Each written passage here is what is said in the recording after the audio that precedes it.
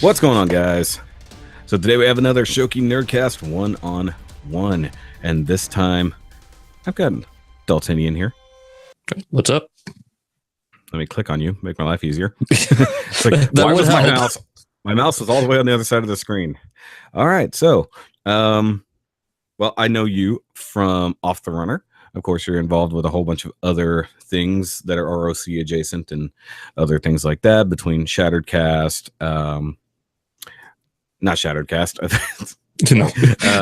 Stasis Lock, Too Many Transformers podcast. Who was going to use that one? Somebody actually had that as their name, or not another Transformers podcast. Was somebody was going to use that? I don't remember. I don't know who it was.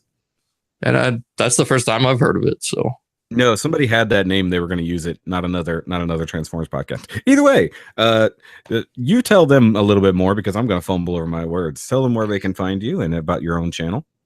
All right. Well, I'm almost on. I'm on almost every Wednesday on Stasis Lock, just whenever I can have a day off for, the episode. You can find me on Off the Runner every now and then whenever I can either get a kit or get the day off to join. And I'm also doing some reviews of my own, DALTINIANSTFS. So I've fallen a little behind. I was supposed to have a couple videos up this past week, but with work and holidays coming up, it's just been really hectic. So I'm going to try and get that sorted out. Yeah. Tell me about work and hectic, man. As I quoted the other day on an ROC thing, it's like I delivered 9,000 packages this week. Oh my God, I'm tired. My schedule changed up really hardcore, so I don't have my Sundays and Mondays now. I've got Saturday and Sunday at least through Christmas, and then life goes back to normal mid-January probably. But for right now, I can try to enjoy the weekends. Yesterday, I was basically laid up all day, just recovering. And then today, we've been playing with putting up decorations and now doing this. And then as soon as I'm done with this, I got to do laundry because I have no clean clothes for this week. How fun. Yeah. On top of doing laundry, I got to make some meatloaf, too. Well, that shouldn't be too hard. Throw it in the oven, throw the things in the dryer or the washer. You're good to go. Actually, that's true because it's about the same amount of time for the meatloaf to make as a drying cycle. There you go. Good job. You gave me an idea. But guys, of course, with the Nerdcast, we have a motto here. It's you may not be a nerd for everything, but everyone is a nerd for something. Fortunately, Dalton is a very specific type of nerd. As you can kind of see behind him. I'm not entirely certain if you can gauge his interest or not, judging by the sheer amount of plastic behind him on particle board. Oh, this isn't even all of it either. No, I know that for sure. Because obviously you're mildly into transforming objects. It's putting it mildly. Literally. But actually, you were just on our good buddy Matt Deluxe Baldwin's channel. He did around 30. I always say about 30 minutes. It's around 30 minutes. It rolls off the tongue a little bit better that way. It does actually. Maybe he needs to change that. There's been one person trying to change it, but I don't think that's going to happen anytime soon. I've mentioned before, or actually, I think it was Dakota mentioned the change of the change of idea for that between two chugs. Though Matt said that whenever Chris comes on, he will have the name of it to that. So just for that episode, just because Chris wants it. So hey, it is that. Though for the people at home who don't know what chug is, would you mind breaking that down for them? Sure. So back in 2006, we got the Classics line.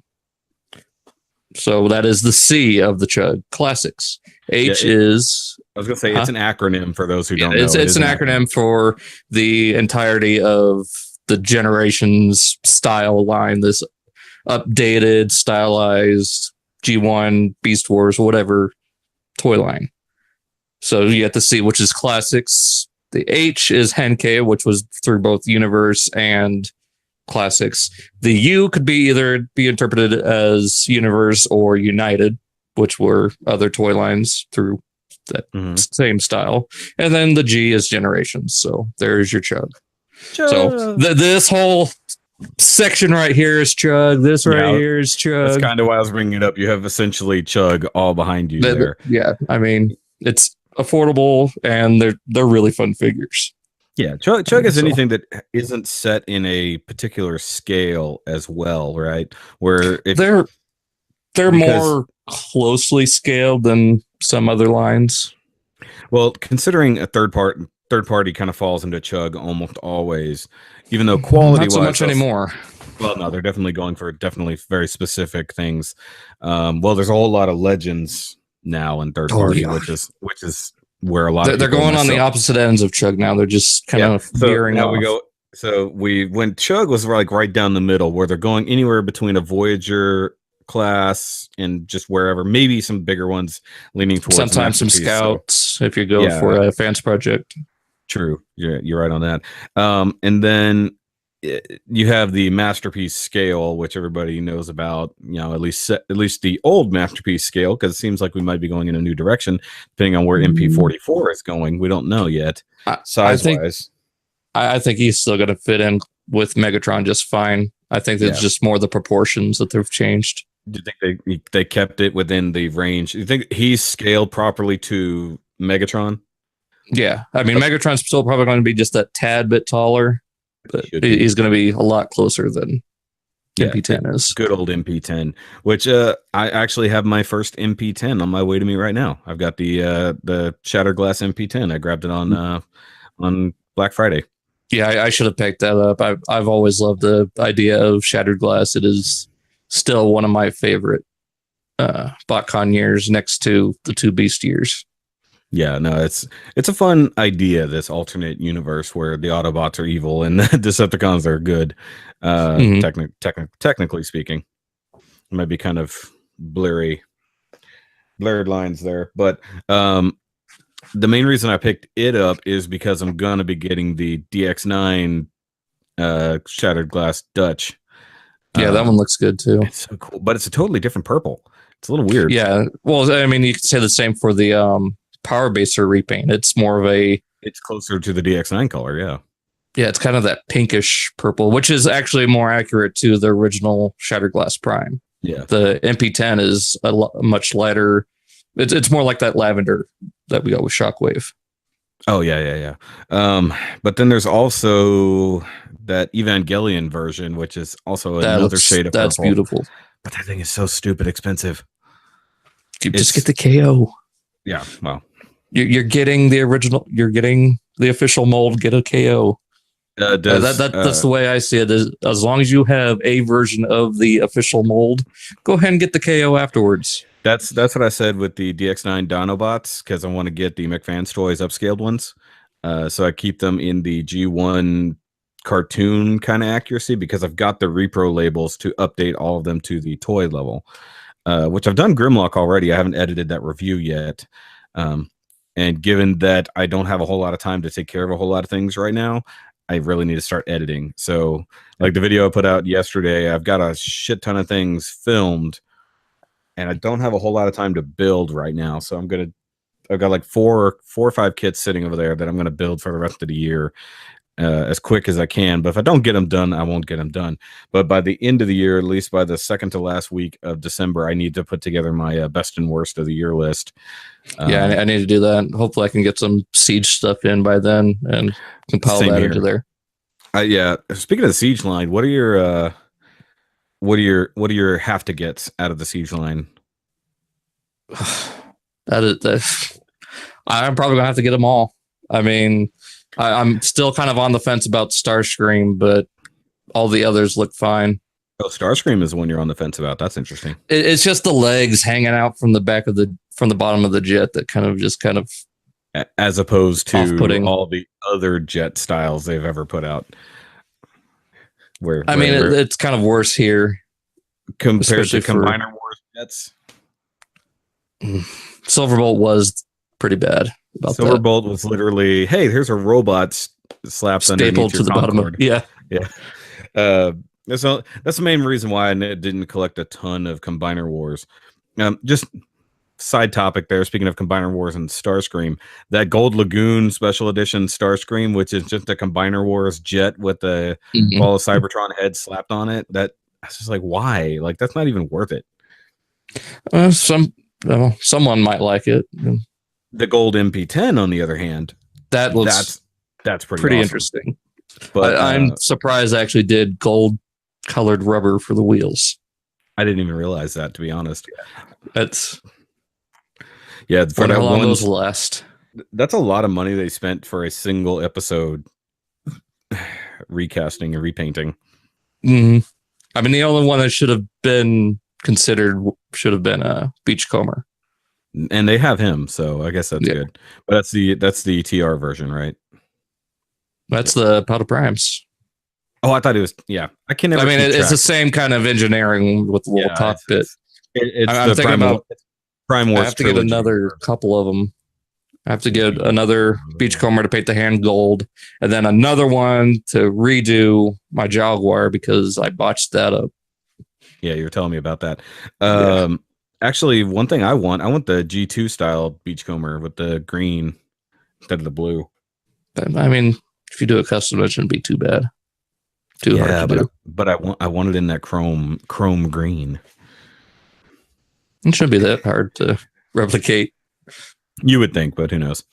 I mean, because a lot of that chrome stuff. I mean, you could just get like the spray paint, right? Isn't there like a green chrome spray paint? I don't know. There's if you get the crap, I can't remember the brand. The other guys who really do chrome, and it's escaping me right now. But one thing I found with what Adam Savage has been doing lately on Tested, he used the Multo Chrome marker, but he's got the fill pin, so it's just the paint. So he actually did it. He did the hand cannon from Mortal Engines. It's a quad barrel gun, and the way it looks, it's kind of a blue, like a bluish color. Yeah. But he sprayed the whole thing chrome with the Multo Chrome, and then went over it with a clear blue.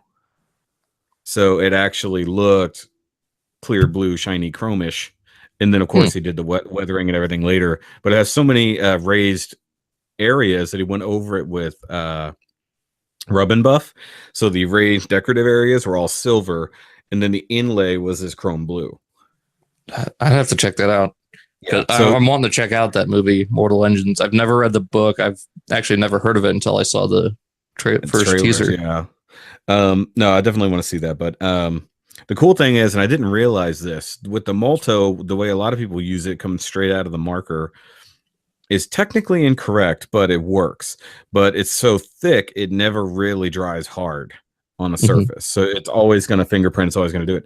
What Adam did, and this is probably true for a lot of people, if you throw it in an airbrush, you do it 1-to-1 mixed with thinner, and it goes on perfectly chromy and actually will dry. And so you just and then you clear coat it. Yeah. Well, after that's that, something I'm going to have to invest in is a airbrush. Yeah, I've got a compressor. I just have not hooked up, or I have not got an airbrush just yet. My problem is I don't have anywhere to spray because right now, obviously, I'm in the nerd cave. But our AC unit is directly outside the window here. So even if I put up a vent system that goes out the window, it would be blowing straight into our AC unit, and you don't want to get that all clogged up with paint or something. Not that it's going to obviously recycle the fumes or anything, but or I could do what my buddy Mitchell does, cut a hole in the wall and vent directly into the wall and just let the fumes get absorbed by the insulation and the sheetrock. There you go. Mitchell's funny, but it works, I guess. He's not using I don't know if he's using acrylics. Which one is the worst one? Is it acrylics or enamels? Enamels are worse. Enamels are the really bad one. Yeah. So he's just acrylics, which aren't that bad. And lacquers aren't that bad either. That's what the Multo is. It's a lacquer. So you have to do some lacquer thinner on it to get it to spray properly. There's a tip for everybody who's listening or watching. With your Multo, if you're going to spray it, make sure you do it 1-to-1 thinner, and it will be perfectly happy. Because I've used it with the Gundam marker airbrush system. I just kind of stuck the marker in there, and it did spray, but like it didn't come out even. That's the problem with that Gundam marker system. is control. But that's Right. why I got the compressor, so I can actually control the PSI. Mm-hmm. And And it's just one of those little tiny, like what, yeah, $50 to $100 compressors. it's a $60 one from Harbor Freight. It's not bad. No, it's a perfectly good compressor, and it has a year and 90-day warranty on it. So if anything goes wrong, I can just take it back. Or if I take it back regardless and I just want a new one, they just take it back, no question asked. I'm gonna have to put that on my list of things to get later. for 75, for 90, you get it with an airbrush, but you don't get a pressure regulator. It has the water trap, but no pressure regulator. If you buy the compressor separately for 60 or 65, it has the regulator and the trap, and then you can spend $20 or whatever you want to buy the airbrush. So it just depends on what kind of airbrush you really want. A lot of people want the high-end airbrush right out the bat. Personally, I just want one that works. Yeah, I mean that's pretty much how I am. As long as it works for me. Now, going off on an early tangent here, because obviously you've tried to customize some Transformers before, or perhaps you have succeeded. Yeah.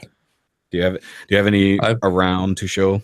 I actually do. This was kind of stolen from Dakota, the idea, but I've done the Galva Lao convoy using the Alpha Trion. Nice. With the Sentinel Prime head, and pretty much everything on it turned out fine. Was that all hand paint, or did you spray it, or all hand painted? Oh wow, that's impressive. And then I went over it with a mostly a matte finish. Yeah, I noticed it's not super shiny. That's good though. I'm lazy. I don't like having to sit there and try to matte things, so I just buy paints that are matte or gloss or whatever, so I don't have to do it separately. Now this one here is a little bit more one of the botched ones. I saw that blown apart on your Facebook.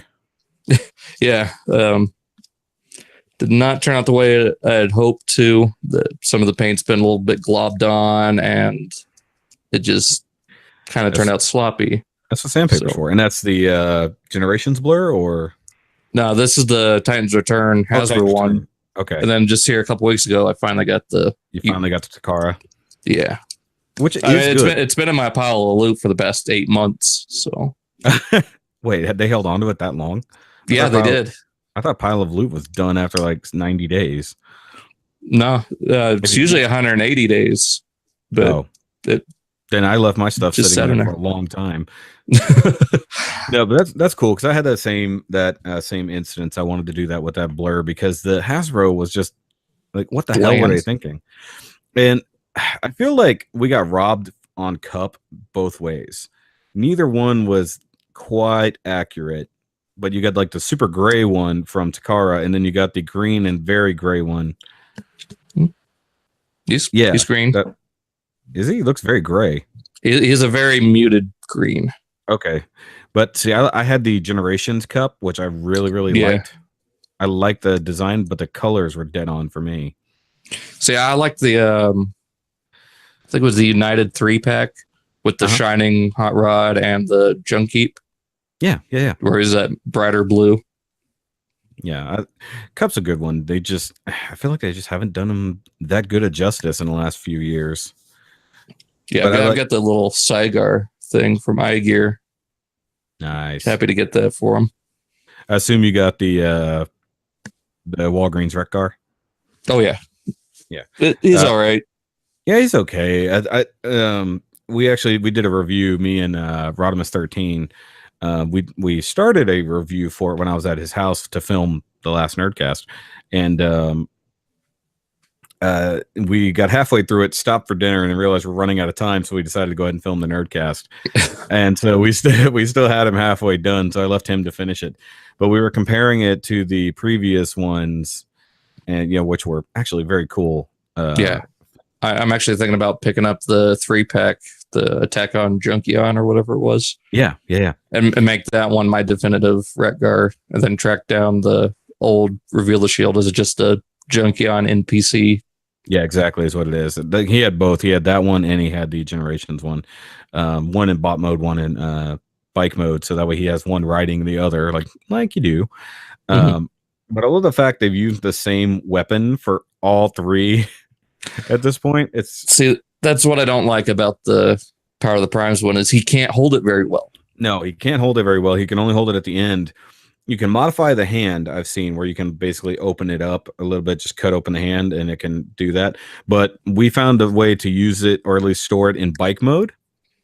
Now, you're not putting him in bike mode, but I used the Prime armor, stuck it on his butt, and then used the thumb hole to have the pipe come forward and have the blade rotated up. It actually worked out pretty good. Kind of sticking out like a little side weapon. Kind of. Well, it'd go either way, but it worked. But I mean, he's a cool looking figure, except his head is a little bit tiny. Yeah. For what it is. It is. So what I've done is I just clipped the blade on the kickstand. I'm gonna have to tell Thomas about that, because I never thought about that, because the instructions tell you to clip it onto the front, like the front handlebar, I think, when he's in bike mode, which makes no sense. No, it's actually not the easiest thing to do. We clipped it onto the front fork, which actually worked out pretty well. But no, in bot mode, it's a little silly. They could have at least done anything to help it out. But I mean, as the mold goes, it worked out better for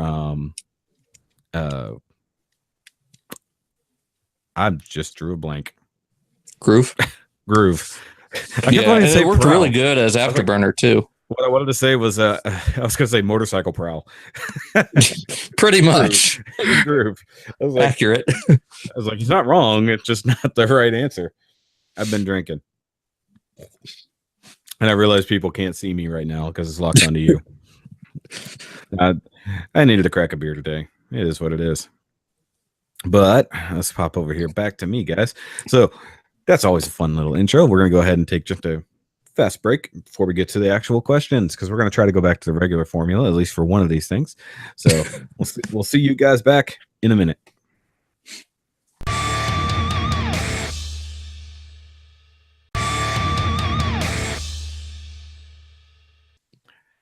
That was a fun commercial, guys. Leave us a comment down below. Leave us a comment down below as to what the commercial was. I'm always interested to see, because it's going to change over time. So, and depending on the viewer too. Yeah, depending on the viewer, because it is going to be tailored to the person watching it. Let me know what your commercial was. If you don't have your ads turned off, turn your ads on, kids. Shoky needs money. He does. I'm poor. All right, guys. Says the plastic behind you. I'm plastic rich, just like you. Plastic rich. My money exists in plastic form only on the wall. It's an investment. It's the only way something is actually an investment is if you have a return on it somehow, other than just having space taken up. But either way. All right, guys. So the concept of the Nerdcast one-on-one is usually a 5-question basis, where we go back and forth with a personal question each, then a nerd question each, and then an overall nerd topic at the end for us both to discuss. And because one tends to be polite, the guest gets to go first. That also puts me in the position to come up with something while he's talking. But at least I'm honest about it. Right.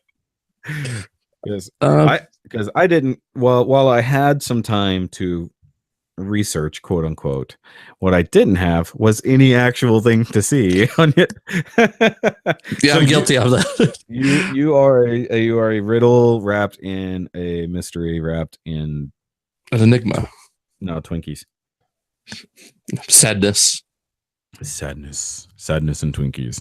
All right, but go ahead and go, and I'll do my best to answer your question. And if you somehow repeat things, then I will correct you and edit it out, like I always have to do for almost everybody, but that's okay. But the other thing is, it's important to not ask favorites questions, because those go super fast. Okay, so let's see. I had a few, and now a couple of them are gone. It's always fun. It's easier that way.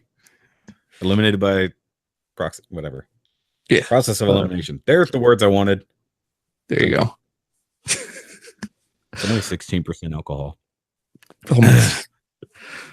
All right, so I guess kind of going off the news from this week, is there at any point in collecting where it becomes too much. Like, say,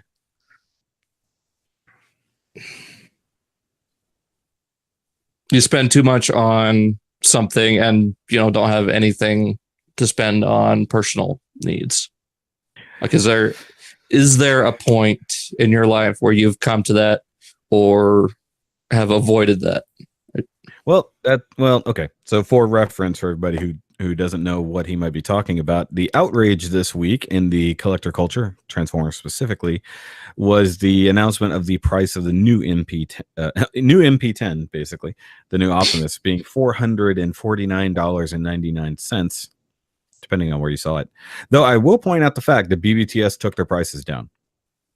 Yeah, so there could have been, very loosely, not a quote, well, might have been a misinterpretation with the price, but that's still up in the air. Yeah, as Bobby put out yesterday talking about it, there was a 50,000 yen cost associated to the MP44, but some people were saying that's the per case price, and there's 2 per case, which means it would be half that, which is a reasonable amount, if you're considering that. But that would still put it in the 250-ish range, which most people are willing to pay, to be honest. Well, considering the parts count and accessories it comes with, it's perfectly reasonable price. It is. But everybody on the other side is just yelling, complaining that it's so damn expensive. Now, if it is, we'll go for both sides of this. We'll play devil's advocate. Yeah. If it's $450, it is what it is.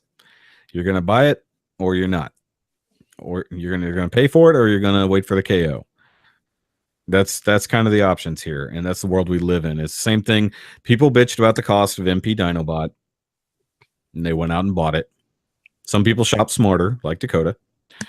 So he got them for an incredible price. Well, let's just be honest. Is it smarter if you're buying 4?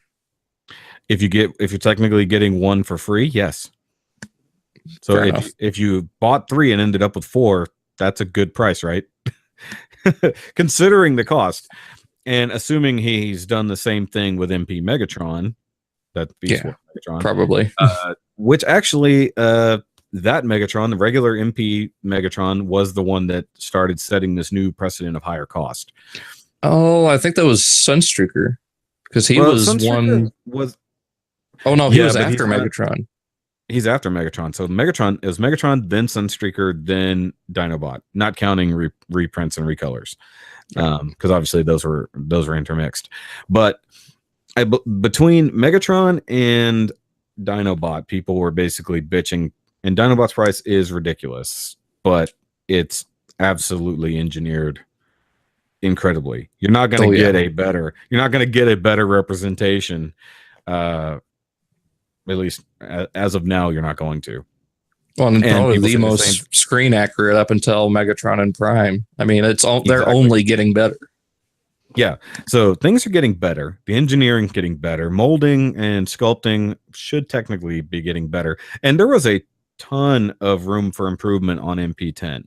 I mean, that was the standard to go by.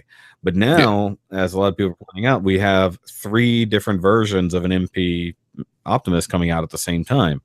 You've got the Takara, you've got the Magic Square, and then you've got that other one that I don't even know the name of the company off the top of my head.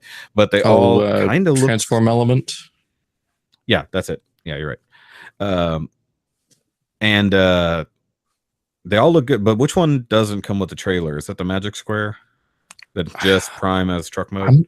I'm not sure, because the trailer that we're seeing with the Transform Element, that's from the Year of the Horse. Oh, okay. So neither of them could be coming with the trailer. That's true. They could just be, which would definitely drop the cost, because that's a huge hunk of plastic to come with the trailer. But I mean, the parts count is ridiculous. You're getting way more stuff than you got even with MP10, which is great. You get a decent spark plug and spike that have decent paint on them, at least from the images. They go in through a side door instead of through the front of the cab. Mm-hmm. You get a roller, which we did not get with MP10, which I never understood.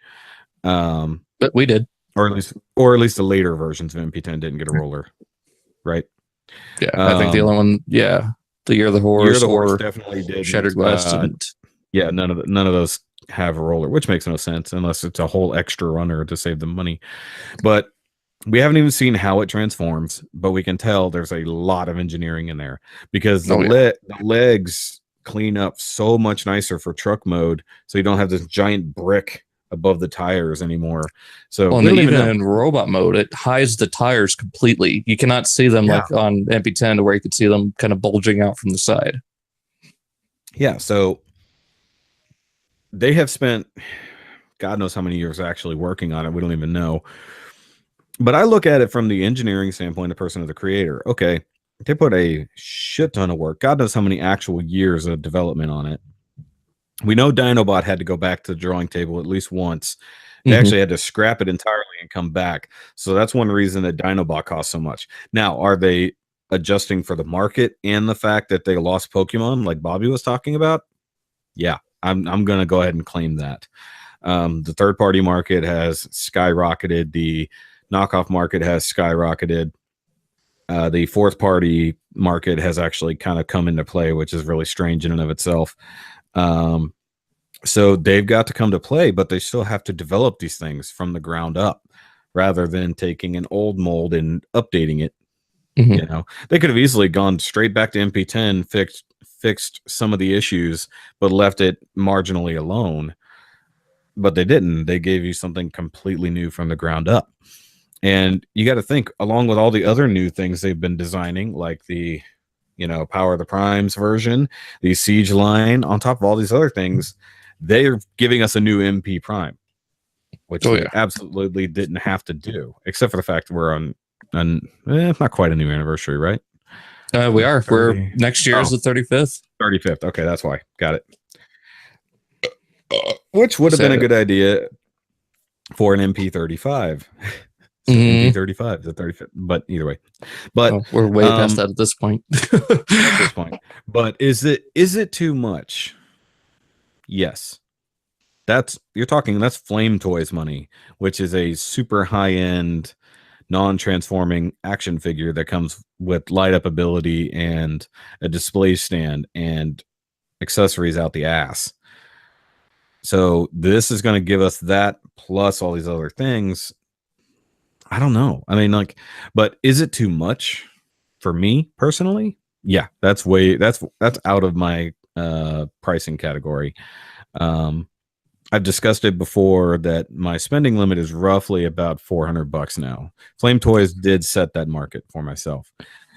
See, I'm kind of siding with Deluxe in the fact that you could set this money aside because we are 9 months before release date. Oh yeah. I mean, set some money aside and you could get this easy, especially if you order from like Ami or Amazon Japan. It'll be about maybe $350 at the least. Yeah, it'll be cheaper. That'll be such a much easier pill to swallow. So. Yeah, but but a lot of people, myself included, have to look things at like, can I set aside that money in time, or am I just going to have to find a way to drop it all at once? Tax return, something like that. Because we all have different budgets. By all means, I've talked about this with Dakota, which would have been a very useful thing for you to have seen before this, but it's all good. But it's a lot for what it is. You're talking almost third-party combiner money for a single figure. Now, once again, it's all left to be seen. But I'm more willing, and this makes no sense, honestly, I'll tell you that. I'm more willing to drop the money on that Flame Toys Tarn because I know what I'm getting. Maybe once it's more apparent what we are getting, people will change their mind. Because right now, we're just seeing these still images. Nobody's got an early review or anything like that. Clearly, we're getting a whole lot of engineering and stuff, but we also might get like some of the later Fans Toys nightmare engineering in that transformation. There's going to be a whole lot of panel flipping. There's going to be a whole lot of things on sliders and spinning, and one thing have to turn 5 times at different times in the stages. So it might be a nightmare to transform. So I think the question comes down to, are you buying it to transform it, or are you buying it to keep it in one mode or the other? Now, most people will buy one of each, and they'll leave it in bot mode and leave it in alt mode. But for the basic collector, you're going to buy it the one. You're only going to buy one, and then you're going to see what you can do with it, right? Well, I mean, that's exactly how I am. I'll take something off the shelf, like pretty much like Dakota. I'll take Dinobot off the shelf every now and then, transform it back and forth. I mean, once you get that transformation down, it becomes less of a nightmare and more enjoyable. No, you're right. You're right on that. I mean, and it wasn't even a nightmare. It's just a matter of figuring out the first time what goes where. And then, the instructions are only as clear as they can be, but we've all seen the videos of mistransformed Dinobots and hell mistransformed broken ones. Yeah. Like, I'm waiting for him to loan me one because he said he would. He said he'd loan me one for a review. I'm like, just send me the one that you care the least about, just in case. I will be careful, but I want to play with it, and it won't take much for him to ship it. Yeah, because I the only one I've gotten to play with was MP Primal. A friend of mine bought that secondhand, and that was a lot of fun. So I haven't got to play with Cheetor or anything like that. I would love to get Megatron, but he's beautiful. He's beautiful, and he's stupid expensive. But it comes down to, and it's the thing you're talking about. You know it's coming. Can you save the money, or are you willing to save the money up to buy it? Now, for myself, it's kind of hard to do that because I've got all this to do. Mm-hmm. my money is very diversified, and if it wasn't for the fact that my channel is based mostly around Gunpla and model building, it's where most of my money goes, and you can see my backlog over here is pretty deep. But in the meantime, I buy the things I want to buy. Like I just reviewed Leader Class Optimal Optimus. And I've got my DX9 guys here. So I love my legends. I'm about to get some magic squares. Sweet. But yeah, those things look pretty good. They do. After I saw a match review on the Ultra Magnus, I'm like, I need that guy. And I'm starting to think that between Magic Square and DX9, they're not going to do a lot of crossover. They're going to be like, okay, you made that, we'll make this. So DX9 has things set with Dutch, so Magic Square goes Ultra Magnus. Why not? Masterpiece there might even Prime. be communication there. Yeah. So I mean, that's where my money is going. And on top of that, I've got to buy other things in life. But I think that's where part of your question was. Do you spend the money and ignore your responsibilities? And have I, and do I? The answer is yes. I have absolutely. I'm guilty of that myself. So September and October, and I made a video about this. I ran out of money, like went flat broke, because I was not watching my spending, and my hours got cut, like at the same time. So everything I had bought, everything I had on pre-order came out all at the same time. I had 4 or 5 hours less a week, which is a significant amount of money on my side, and it took a couple weeks to get that back. So I had to cancel pre-orders. I had to not buy anything at all other than what I needed. Trim the fat. I stopped my comic books, which was a weekly purchase, and I had to basically just prioritize life. So basically, I had to get to the point where I had at least a few $100s left over after bills were paid. And while the wife carries our rent and her phone bill, and I guess her student loans, I pay for everything else. Car insurance, all the things that are on credit cards, including my own, electric bill, cable, all those things that are every single month. I basically keep us floating. She just keeps the house over our head. And I had to make sure that I could pay those things. I paid them severely late that month, but I got them done. So I've had to cut back. Now, mind you, my hours have gone way up lately, and so I have been spending again. But now that Christmas is right around the corner, I need to plan that out, not just buy shit for myself, which I'm sitting here working on brand new equipment that I bought. But mind you, Amazon prices, so that actually did not cost me that much. And free shipping, at least for the time being. And Well, then, so I contributed. Now I can honestly say I did not have to deliver my own stuff to be delivered today. Because I take packages to here, let me break this down. Okay, so I deliver things to the post office to go out and be delivered. So my company that shall not be named, also partners with the post office to deliver things, especially like Amazon. So if you're paying free next or second day shipping, that kind of stuff, odds are it's being dropped off by other parcel delivery services, and then the post office brings it to your house. But because I ordered my stuff Friday after I was already off work, and it got delivered this morning, I did not have to bring my own package to the post office to be delivered to me later. Think about that. Now, then again, it might have been brought by an Amazon employee specifically because they have their own delivery service as well. So, I contributed to my own problems. I will say that. But no, you really do have to prioritize, especially in this day and age, because cost is going up on a lot of things. Gunpla is getting more expensive. I know you don't have a ton of kits, but they're getting more expensive. HG kits are breaking the $20 mark more and more often now.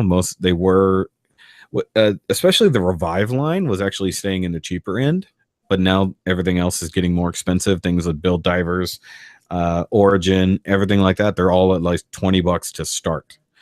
And now I'm buying the Super Mini Plus, which are definitely not cheap. So I've got Voltron over here that cost me $65. But it's fucking Voltron.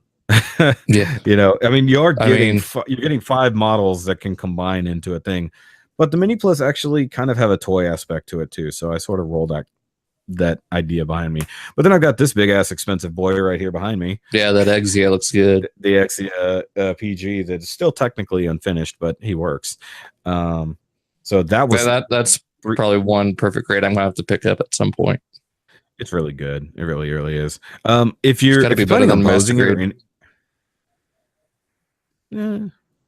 I'm not against the master grade. I still like it. But mine's on a stand, so I guess I can't bitch. But that was $300 some odd dollars because it's the lighting edition. If you're not worried about the lights, by all means, only spend the 170, 180 for the actual PG. Because if you're going to pose him and stuff like that, you don't want the lights. But if you just want him to stand there and look cool and the lights to function, then yay, so do that, or do what happened, like because Thomas Rice won a PG Exia, but now he has to go buy the lighting kit. Oh no! So you still have to spend $140 to get the lighting kit. But I have so many different things I buy. So I've got Marvel Legends, I've got Dragon Ball Superstars, I've got my World of Nintendo figures, which are cheap, mind you, because like these guys are only like $10 to $12, for the big ones. So that's pretty good. But you can have them with your SH Figuarts Mario if you got that. I like the Figuarts Mario. I saw one for clearance at GameStop. I should have grabbed it. But I've got the World of Nintendo Marios. I have a buttload of them. I've got way too many of them, to be honest. I got a whole shelf over here. It's never viewable, but I've got a whole shelf over here. I think what I'm going to do, because I have my DTOF life going here, I think I'm actually going to get more shelving, like Billy's or something like that, and then have my figures displayed that way and keep my Gunpla in DTOF.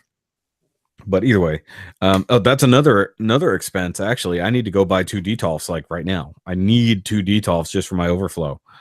I'm probably going to have one at the most, maybe 2 or 3. Yeah, just mostly stick with the bookcases because it's cheaper. Bookcases, like I was saying, and Bobby's talking about this on the displaying videos that he was working on. DTOFs are fine for certain things. Like they work really well for Gunpla, honestly. But for figures, it doesn't seem to work as well. I don't even understand why. But like you can see right here, I've got my Star Wars Black Series shelf that's overflowing significantly. So I want to get those on an actual shelf where they can stand up pretty good, and maybe put some putty under their feet, make sure they don't, want to fall over. Same thing with my Nintendo figures, because I actually have the Princess Peach's castle playset, so I need to have that out on display where it can be seen. But I just thought about this. I have the 3-inch Bowser up there, but now I've got the 6-inch Bowser down here with this combo set. That's really cool. But they just came out with a Mega Man 8-bit for the 30th anniversary, so I've got like all of those up on my wall. And then the combo sets, I just reviewed those yesterday. They're over there. So it's actually Mega Man versus the Robot Master that he's supposed to go up against. Great. And like it has the whole background of the like where they fight. It has all of that included. That's cool. So that would be a fun display option if I had a better place to put it. Whereas a DTOLF would probably not to be the best thing to go with. But my money has to go everywhere, and it's hard. I'm on a limited budget, even though it's a decent budget for what it is. But also keeping this channel afloat matters. And I have to look at what I buy. I'd be like, okay, am I buying that for me, or am I buying that to review? Because I don't like to buy things just for review purposes, because then no, that's never fun. No, then you end up becomes work at that point. Yeah. Well, I mean, it is my job, but it's also my hobby. But coming up with the idea, like with Dan, I always use as an example, Dan the Plastic Man bought the PG Banshee Norn because he thought people would watch the review, and then he hated the build so much he didn't even finish it. And sold it for pennies on the dollar just to get it out of his possession because he hated it. So he spent all that money and then the time, and then gave it a really shitty quick review and then tossed it. Yeah, see that never buy anything if you're not going to like it. Always go into it. That's why we should all have. That's why we all need a Robert DTOLF in our life. Dakota needs to be my Robert DTOLF to buy and send me shit that I don't need. Or Tyler. I could get Tyler to do that too. Well, Tyler will have to do it through Dakota. Yeah, exactly. That would work too. Okay. The big bad toy swamp. Do. Yeah, they really don't like Big Bad Toy Store, do they? Well, no, the Dakota is big bad toy swamp. Yeah. Oh, he is. I got you. Yeah. I thought he was making fun of actual BBTS. A little bit both. Yeah. No, that actually makes sense now that I think about it. I didn't even bring that up when I interviewed him. I didn't think about it. We had just talked about it, and I did not bring it up. But all right, so little bit more. I don't even know. I was gonna say, did I actually answer your question realistically? Now that I think about it, yeah, I think you did. But one thing I want to bring up is, you know how you can load up Amazon gift cards and just use that as payments.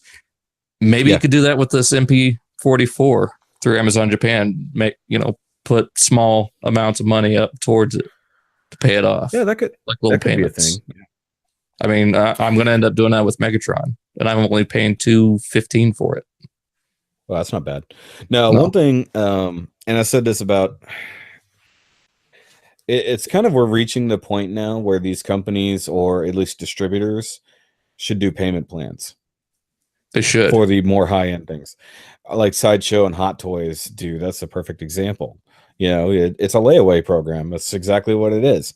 And, that's how most people buy their super high-end figs if they're not just dropping their money on it, Flame Toys absolutely needs to, because when they get to Star Saber and Victory Leo, that's going to be like $1,000 dropped between two figures. Well, Victory Leo should be cheaper. He should be like $300 because he doesn't really transform. So he's just add-on. He's basically one big-ass add-on part for Star Saber. But he can display on his own. Luckily, I don't need Star Saber, but I need Tarn. And I need that Prime. Just wait till they do a model kit of Star Saber. I really don't think that they're going to do model kits of the figures they've done. I really don't think they will. I think they're going to be very selective, because even their Prime doesn't look like that same Prime. And it's not IDW Prime, at least not dead on IDW Prime. Yeah. So I think that the figure line and the collector or the model line are going to stay separate. They're not going to cross them over. Unless they make the Star Saber a little bit more traditional. Yeah, because a lot of people, all the people bitching that he looks too much like a Gundam. I'm like, did you see Drift? The original one does too. Yeah, it's like that's what he looks like. They were in full swing with Gundam at that point. Are you surprised that that's what he looks like? Gundam and Brave, yeah. Yeah, I was like, they were there. That's what it looked like. But like I said, I'm lucky I don't have to buy that one. But that Tarn is too good. And if they do the rest of the DJ, could you imagine if they do all the DJD? Oh God. Dakota might have to rethink his collection. He really will. But no, be awesome. I think he's just going to stick with MMC on that. Yeah, the MMC ones are actually really good. I'm not going to lie. They're I'm glad I don't. If I didn't have to do this, I would be a Transformers collector. But now I'm trying to do both. And that's where my money have to get spent. And yeah, I will admit that I put aside things that I need to do in my real life. Like I need to get my oil changed and my car inspected, and I have not done that. Oh, you too. Yeah. But but that being said, right now it's come down to time, not money. I have the money to do it. I don't have the time because I'm working way more hours and I no longer have a day off during the week. So that's the difference. And we got to get it done because both of our inspections are several months out. So it needs to be done. But no, that was a good question. Sort of related to the one I did with Dakota, because he talked about the actual spending limits, like where would the limit be? But the question is like, how careful are you with your money, and what is your what's beyond? I always like the what's beyond your limit question. Like, what's the thing that you're not willing to spend the money on? Yeah, for me, it's anything over. I would say anything over $500 on a single purchase. Okay, so like a single item. Playing devil's advocate when it comes to that, assuming you have a layaway style program, what would you buy that doesn't necessarily exist, but would be in that range? Like what would be worth it for that money for you that you don't have? Maybe a Unicron, like a giant Titan-sized Unicron. I'm honestly surprised they didn't do a new Unicron. I've seen they could through Hasbro Labs after they do the sand barge. That's true. But a new Unicron would be fun. But I don't know. Do they really need to go back there though? It depends on what they're doing with this new trilogy. Yeah, that's true. Because we don't even know the story behind this particular trilogy versus the other ones where we got the Machinima series, so we knew what was going on, even though they really were unrelated by the end. Yeah. Power of the Primes pissed me off. And then there's rumors floating around for the third part that it's going to be Beast Wars themed for the 25th anniversaries. So they'll just tie it together. Probably. So right now it's war or fall? War. Okay, and so, it's Siege. So fall. The whole trilogy is War for Cybertron. Okay, that's right. Sorry. So we'll do Siege. Will be now. What's the second part going to be? I'm thinking maybe leaning more towards Exodus? The Japanese line again. Would they do an Exodus series, like the ones who actually managed to get off? Maybe either that or the after the last leg of the Autobots versus Decepticons. Yeah. So like I said, maybe more that Japanese style stuff. We'll get our Star Saber, our Land Cross. What if, and this is just an idea, what if they give us an Omega Supreme that transforms into the Arc, like animated style? That's what I've been hoping for. And I'm hoping that's what they're doing with this one. That's what I'm saying. What if they give us that in this G1 aspect? I think that'd be cool because we haven't got an official Omega Supreme in a while. Yeah, the last one we got was the Year of the Snake, and that was just from the Energon mold. Yeah, and that's not really Omega Supreme. Let's just be honest here. But if they actually gave us one that transformed into the Arc in a leader class or even a Titans class, a Titan class one that transforms like that would be great. I mean, even if he had his base mode, that would be fine too. I mean, you could kind of pseudo make it, yeah. And then the tank would. What I'm thinking is the tank's going to separate from the arc and go around, and you'll have your kind of like. So he's launching. So it's not just the rocket; it's the arc itself, but the head is still a tank patrolling it. Yeah, that'd be fun. Hasbro, then you could have it as like a turret or something. Hold on. Let me put the camera back on myself. Hasbro, do it. Well, what's funny is they've probably already done it. with Jack Specific, I seem to speak these things into reality, because I was saying that we need an 8-bit Bowser versus Mario set, and we got one. And then I said we needed Mega Man 8 bits, and we got them. So what I need to do is continually speak these things into the universe. But we need a Scorponok. In the case of Gundam, I say they'll never do it. It's like I always say, nah, Bandai will never do it, and then they turn around and do it. So I have to be a denier when it comes to Gunpla, and then I just have to kind of hope they do it when it comes to Nintendo figures.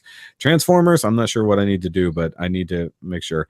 Or in this case, we need a fan vote to get, Primal. And you know what? I said it. Do you have this one yet?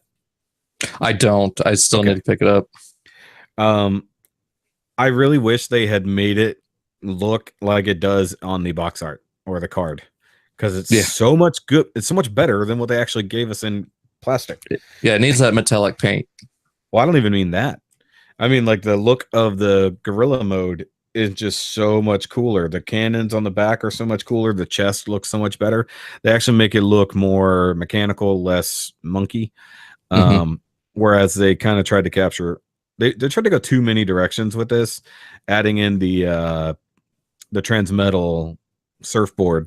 Yeah, that's still stupid. Dumb. They should have just focused it. But I will be getting a DNA design expansion set. Yeah, I'll be getting both for the throne and the regular throne version. All right. So, I'm cutting you off. Hey, I'm used to it by now. Yeah, I'm going to cut you off. All right. So it's my turn now. Ooh. I'm getting belligerent because I got alcohol in me. Yeah. All right. So I'm going to try to avoid some Transformers questions when it comes to personal stuff. It's a little bit difficult to come up with a personal question for you because there's no personal info for you. There isn't. So there's no basis for that. So I'm going to go with a recent happening, I should say. Like, when you were on Matt, when you were on around 30 minutes, and oh god, the whole Tyler thing.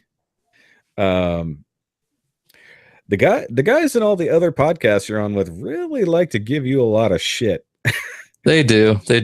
Why? And like, I'm new into y'all's group. So what the hell is going on there? I know they gave a lot of people shit, but they really come after you. So I think it's because I'm probably the youngest one currently on the panel right now. I mean, Rodri was when he was on, but right now I'm the youngest, and it's so easy to set me off. Yeah. Like to get me pissed off. So I think that's the only way. It's just banter and trying to get me to come out of my shell.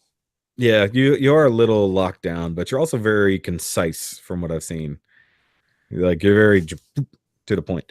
Well, actually, that's what's funny, because whenever you would message me about something, you like ask me a question, I answer it, and then you're done talking, and then you go away. It's like, well, I don't even mean to do that a lot of times either. It's just I get distracted by something and then completely forget. I'm really bad about my ADD when it comes to your. From my point of view, it's like, well, I guess he got what he needed. But then, like, because you were also you weren't on my friends list yet, so you were messaging me outside that. I'm like, oh, okay, well, maybe he just doesn't know that it doesn't matter. But like, it's as somebody who's often an outsider and picked on, so to speak, in life. I mean, I kind of feel that, and people know that I can rage a little bit. I can have my buttons pushed, and I've been there. But you have a little bit more of a trigger to you at this point. Yeah, still a little bit more sensitive, more of a hair trigger at this point. Yeah, I've gotten better over the past few years. I don't know what it is. It's just kind of. Well, I was going to say, one of the things I need to work on.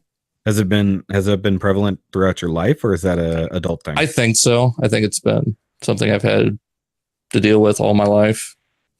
Like just the hair trigger or being riled up or being picked on is also part of your I think a little existence? bit of both. Okay. Because I've never really had any friends, in my personal life. Oh. Just kind of kept to myself. Oh, you're shut in, huh? Pretty much. Yeah. Homebody. Yeah, believe me, well, look at what we're doing right now. We're talking to each other over the internet. Right. But no, being a homebody, like I was always a shy kid. And getting this kind of internet access has really brought things out. Getting involved in certain communities brought things out of me, but I guess that's what the guys for me. I guess that's what they're trying to do to you. They're not trying to. Well, they No, are being, it's not malicious at all. They're being assholes. Let's just be honest. But they're having fun with it. Like Dakota said, it's almost never specifically malicious. No, it's not. Although Tyler does annoy the shit out of me. I'm gonna have him on one day. He annoys the shit out of me, but you gotta love him. I will have him on one day though. But because I don't have a whole lot to go off on you, I'm going to ask you actual questions about you that you need to answer.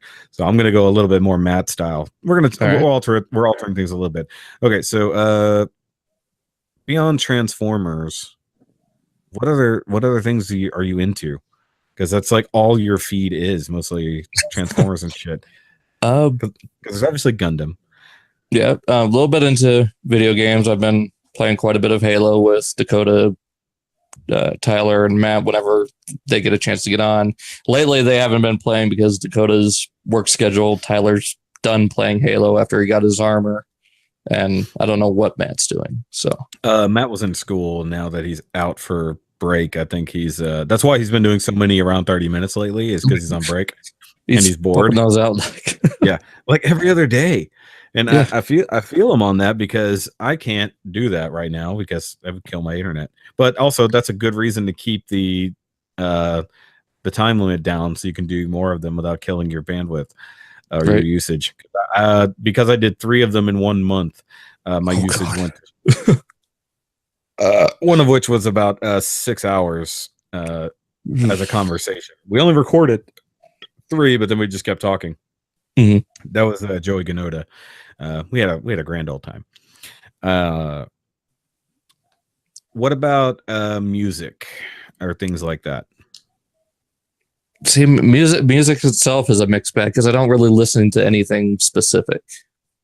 Like it's mostly just some songs here by this band, some by that band. I don't really keep up with much of anything new, so it's kind of just all over the place.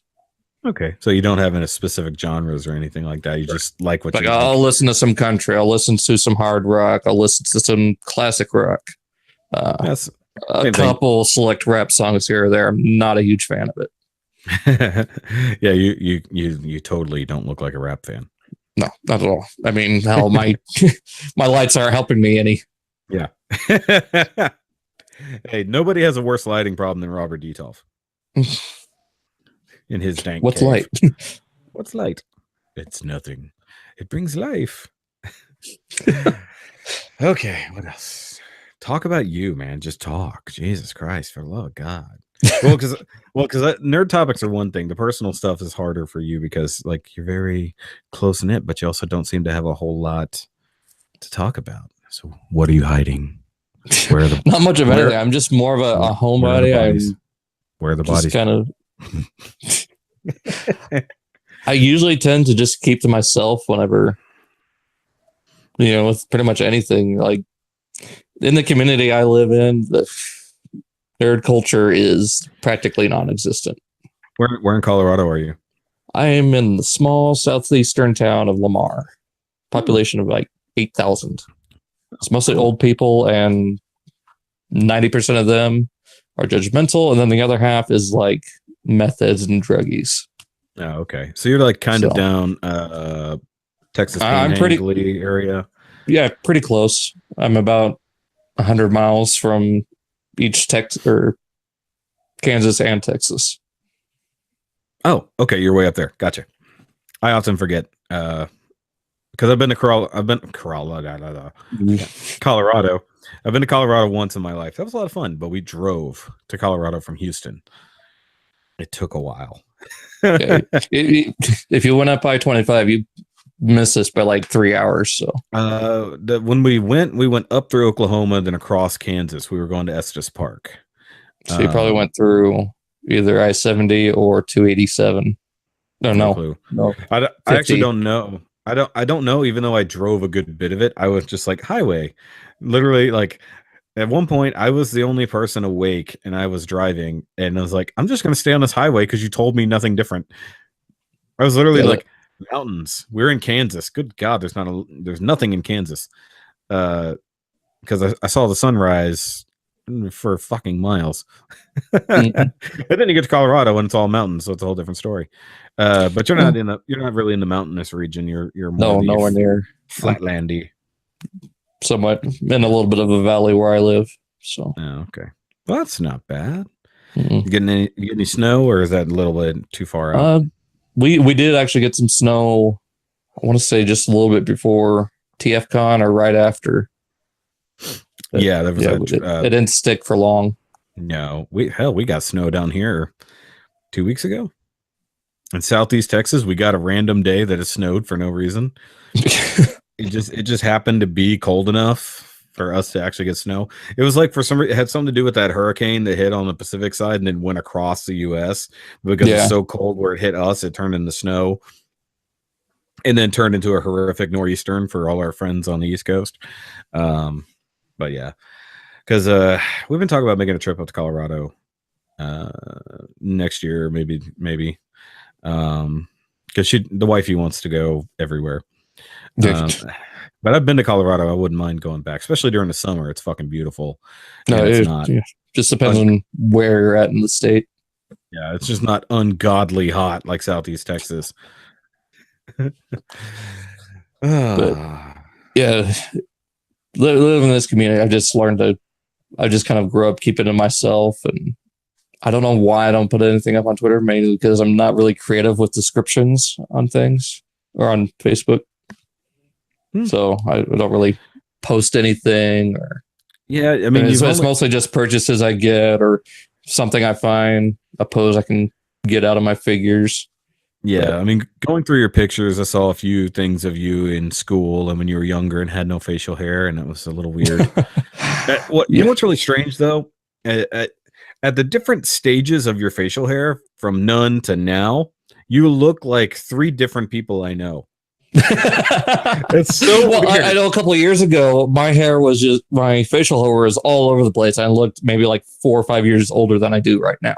Yeah, because it was just so much right here. I didn't trim it or anything. You kind of had the full Dakota going on. Yeah, I did. Yeah. Well, at least you don't look like Jesus, like he does, like a fat Southern Jesus. Woo, woo. Which I did call him transform. That his thing is coming up this weekend, so everybody can watch it and make fun of him. Because I called him Transformer Jesus outright, and then I was asking him how far into his manifesto he was. Because with those glasses and everything, I'm like, he's just getting ready. He's writing up an 800-page manifesto on everybody he hates. But then we determined that his manifesto will actually be the story of how Megatron took over Cybertron when he landed before the Maximals, before Beast Machines. See that? So that's something I've wanted to see. Yeah, that's what we talked about that actually. But I told him, like, that's what your manifesto should be. It should be written from the point of Megatron and how he took over things. So write out the story or write out the plan. That would be your manifesto for how to take over Cybertron. When no one's home. Yeah, exactly. Well, people were home. Somehow he did it anyways. Must not have been very smart if they got taken over by one bot. We talked about it, and we were talking about, like, obviously he had the virus that he spread throughout the planet, and that somehow affected everybody. But we talked about the possibility that maybe the virus wasn't created, that he just, like, due to everything on Earth, he brought it with him. Like his exposure to the Vox technology and being a transmetal, and even having Megatron's spark in him at one point, maybe infected him to a degree that when he landed on a planet full of people who were not techno-organic, it potentially had an effect. But for everybody who already was, like the Maximals, when they landed, all it did was revert them back to a previous state. So kind of like the colonial settling and bringing all the smallpox and whatever with kind us. of. So there's the Megatron smallpox blankets. Somebody make this. Come with your figure JX. If you're watching this right now, somebody make that a thing. Like, find somebody who makes custom blankets on the internet and get one that's Megatron's face and it says yes. It's like taking over Cybertron one blanket at a time. Oh, might as well make a rocking chair and slippers for Cup. Oh, that would be great. Can I get a Cup sitting in a rocking chair with like his gun, like just like this, and he's got slippers on, just waiting for shit to happen? got the cigar still in one. Yeah, like, not on my lawn. maybe we should commission Bobby to make that, and have Hot Rod as the Gran Torino. Ooh, that would be funny. Make him green. Yep. Yeah, because I think Or like, if anybody were to play a legit Cup, not the bullshit we got in the live action movie, it should be Clint Eastwood. Either Clint Eastwood or Tommy Lee Jones. No, I don't like Tommy Lee Jones' voice for it. It's not gruff enough. But back when I was a kid, I loved Small Soldiers, and hearing him as Major Chip Hazard, I think it would have been perfect. But for old, worn out Cup, though, he's getting up there in age, though. Yeah, no, he might be old, but his voice doesn't sound that old. To me, his voice is a little too bright. Like, he's got a very bright voice about him, whereas Clint Eastwood, on the other hand, he's finally caught up to what his voice sounded like. he's finally he's grown into his voice. Yeah. So at the ripe old age of 12, he developed that old man Haggard voice, and he's finally grown into it now at the God knows how old he is, 80 something probably. But we should get Sean Connery to come back and play a new Unicron. Old ass Sean Connery as Unicron. Well, we don't have Orson Welles anymore. Well, I mean, yeah, because the Prime Unicron did have kind of that Scottish accent to him. He had some kind of accent. I don't remember who did that voice for that. I know the voice for sure, but I can't remember. But he had an accent about him. I don't know if it was Scottish, but a good. No. They need to have Mark Strong do Unicron's voice and just turn it down a little bit. He was he's Merlin from God damn it, why am I not thinking of this? I want to say Watchmen. It's not Watchmen. The British Secret Service guys. Kingsman? Kingsman, yeah. So he's Merlin from Kingsman. I'm gonna have to check that out. Yeah. If you haven't watched Kingsman? I've seen bits and pieces of it, but I don't remember. Mark Strong, as he's got that deep British voice. They pitch him down a little bit and add that little bit of cybernetic to him. He would be a good Unicron, I think. At this point, it's a matter of who's going to be a good hot rod. Nobody. That last we've had a hot rod already. Judd Nelson was pretty good. I'm sure he could end up doing it again. Hell, he could be Rodimus Prime. I was gonna say Judd Nelson's still around. Like, why not? Like, that's what they should have done, was recapture some of those people who played the voice actors before. I mean, other than Peter Cullen, obviously. Yeah. I mean, I didn't care much for the French hot rod that we got. That didn't make any sense. The fact that he was only using a French accent because he thought it was funny. He's not French. He just talks that way because he thinks it's funny. It's like, that's fucking stupid. It is. It's beyond stupid. The only character I really liked in that movie was Nitro Zeus. Really? Yeah. Okay. If not him, then Megatron. Megatron was better in that. He actually got something to do. It was more intimidating too. It gave not Galvatron something better to do. I can talk endlessly about how bad that movie was, honestly. It was awful. I did whenever I came home and reviewed it right afterwards. I had like 9 pages of notes that I took during the fucking movie. Yeah, Dakota didn't get that. He fell asleep 5 minutes in. Oh, well, good for him. He might have had a good nap, whereas I had to watch that movie. But since we're rolling down those lines, let's go ahead and do a nerd topic after we take a break.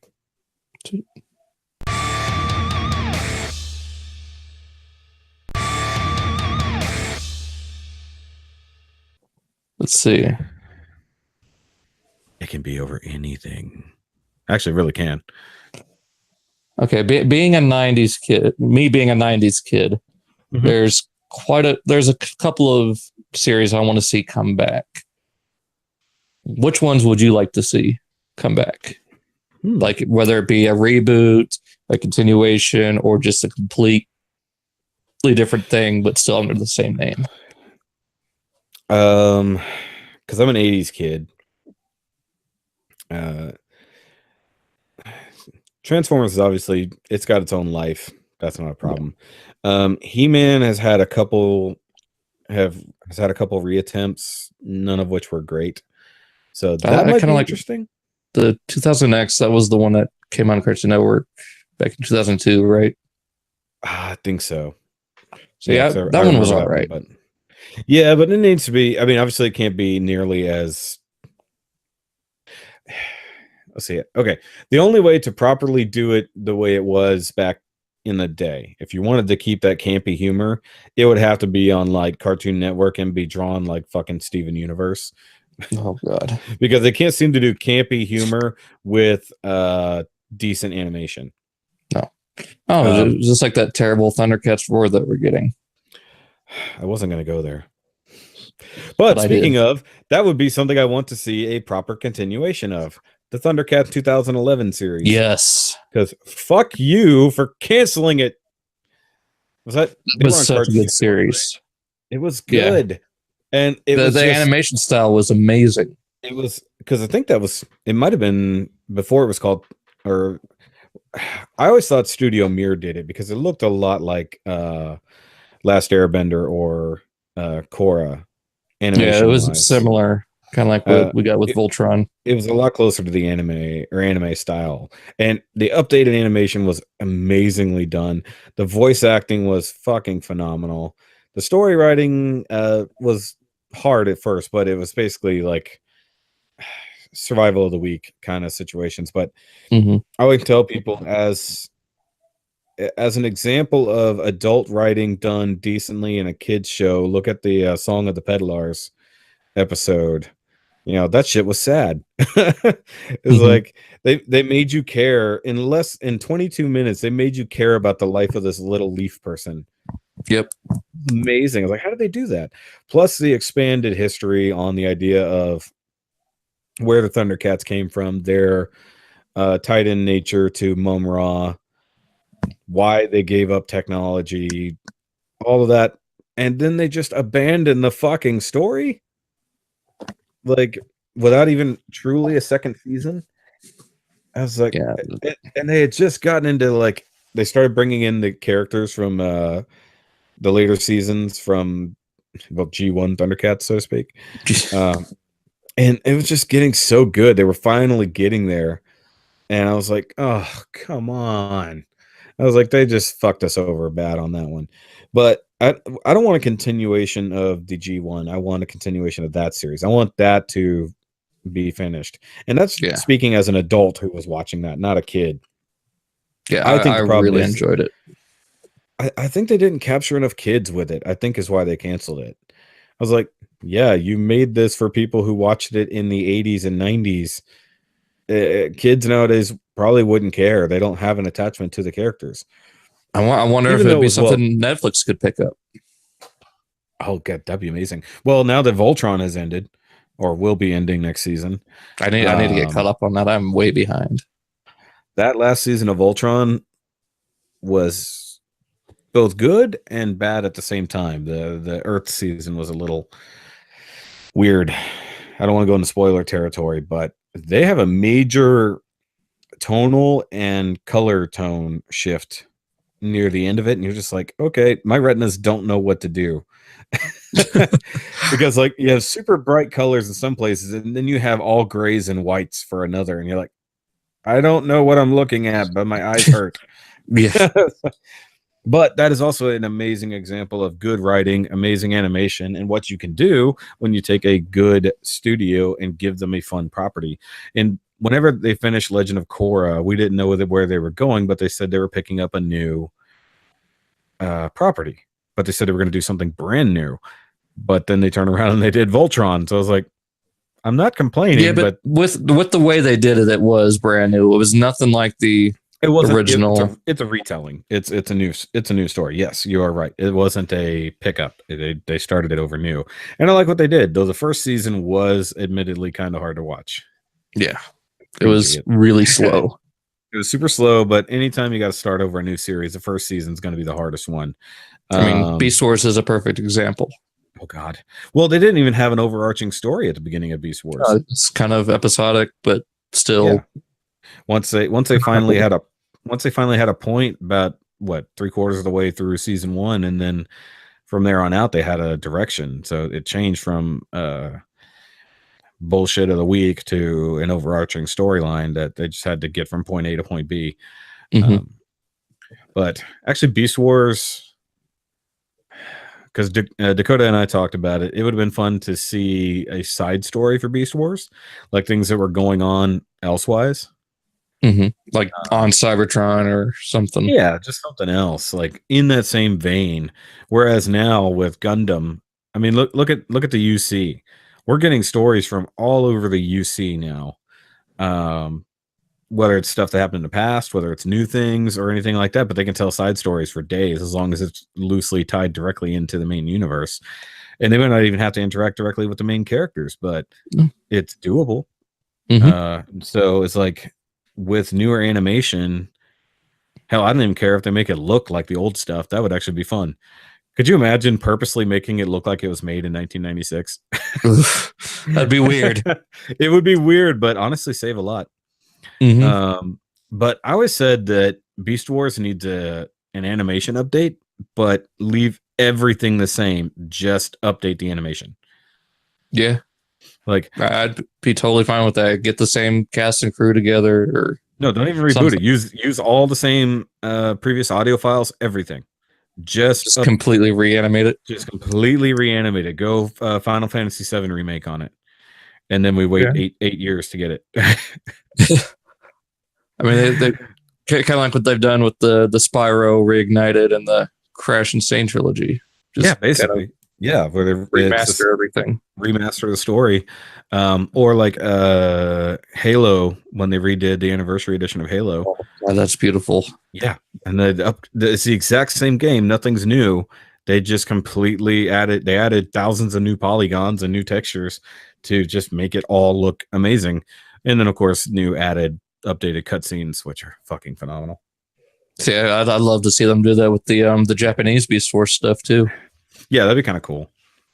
We talked about that briefly because I had never really seen any of it. But let's see other things from Captain Planet needs a redo that's actually good, and I think that's hard to do without making it sound too preachy these days. Yeah, but now they could deal with. But look, we have all the exact same issues. But you can add some of them are dialed up to 11 now. Yeah, but you also have way more social issues to deal with, which they could easily do. I mean, look, Power Rangers did it with their update, so Captain Planet, why not?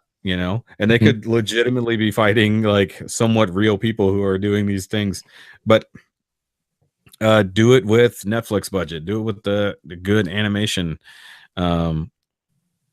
Because the sequel series, I guess, to Captain Planet wasn't very good.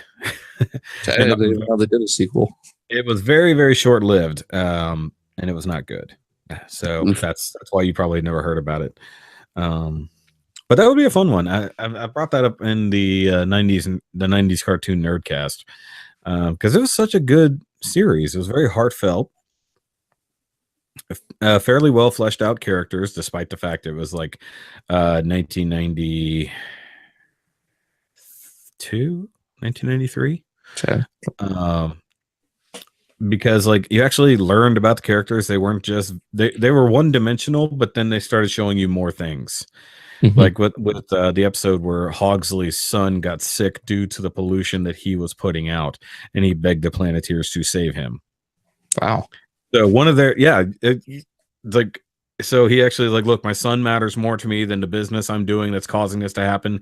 Please save him, and I'll stop doing what I'm doing. But not as an ultimatum. It was like, I will stop doing what I'm doing. Just please save my son. You know. So it's like that was pretty deep. So, and the fact that he was hanging out with the Planeteers, learning all the good stuff, they all use that as a trope every now and then. But I think that is due for an update. It's really strange with all the other things that we're getting as reboots from the 80s that hasn't been done yet. Somebody must still own the rights to it, I would think. Yeah, you would think. We're not even getting new toys. I'm kind of open to the idea of it. Yeah, because we don't even got new toys or anything. Like somebody obviously bought the license to Masters of the Universe. That's why we're getting so many more new toys for it. Same thing with a few other series. Funko has been buying shit right and left so they can put out things. But with all the crazy stuff Funko's put out, nothing from Captain Planet and the Planeteers. So who the hell is holding on to the rights of that? Is it the EPA? Would surprise me. Either the EPA or FEMA. Well, FEMA didn't exist back then. The EPA did. So actually, it would make sense that the EPA held rights to Captain Planet. It was like, no, somebody's going to buy this so that we can fund the next thing. Right. Another thing that might be a fun property, now that I look up on my wall, give us a new Super Mario Brothers series. Maybe. I mean, I could see it happening after Illumination get the rights to the movie. Yeah. Because, I mean... I still don't know how I feel about that. I just let it go. I try not to feel... Toads are going to be the new minions. Either Toads or Koopa Troopas. Both. Or Goombas. Toads and Goombas. There we go. Why not? I mean... But I think it doesn't have to be CG. It can be hand-drawn. But there were old Nintendo series. Nintendo had a series for virtually everything. Even Captain N and the Game Master crossed over 5 or 6 different series within itself. So, I mean, even if it was not a full-on series, if it was like a variety show type situation, 15-minute shorts, stuff like that. Kind of like the Justice League action. Kind of, yeah. But set within the Mario world, that's exactly what they did back in the end with the Super Mario Brothers show. So, I mean, they could pull that off nowadays and kids would watch it. Mario is just as relevant as he ever was, but without having to buy a video game. And as long as they've got Charles Martinet in it, I'm good. I'll be happy with it. Yeah, exactly. I mean, you gotta have that, right? Oh, he is the voice of Mario. I don't care. What you say about the old series. Wasn't Peter Cullen Mario at one point? Something I don't like think that. So, but I can't convince otherwise. I don't know. The live action Mario. I thought I read something about it earlier a few months ago, but I can't remember. Can he get his voice that high? Well, they made him actually sound like actual Brooklyn. Like, oh, okay. Kind of like what we had with Bob Hoskins. I wasn't against the live action version, except for the fact it was so not, It was nothing like what we'd expect. Sorry, I got a message. I finally looked at it. God, that was like a while ago. A buddy of mine just got a kit. Okay, so that was my side. Let's go for you now, real quick. Why am I switching? I've been on you for like the longest time. I forgot to switch back to myself. That's all good. I'll go to my own face while I listen to you talk. There you go. Okay. So my side on the whole 90s reboot, huh? No. I got my own question for you. Because the topics don't go back and forth. That you get the other person's idea, and then I have one for you. The final topic back and forth. So we can that's over. So that way it's like get your opinion on something or get your idea on something. So I'm gonna go Transformers based, make your life a little bit easier. All right. Because you're probably never sick of really talking about Transformers. Favorites are easy, as I talked about earlier. So let's eliminate some toy lines from history. So you name off some of the, because you have a broad collection, and you've been exposed to quite many. And you can go third party. You can go anywhere you want. Who and what lines suck so bad they need to go? Well, first of all, I'm gonna start with Armada. I mean, that's a given for pretty much everybody. It's just they had a good idea going, but with the engineering at the time and everything, they just really dropped the ball. I mean, they built a gimmick. They built the figure around the gimmick instead of the other way around.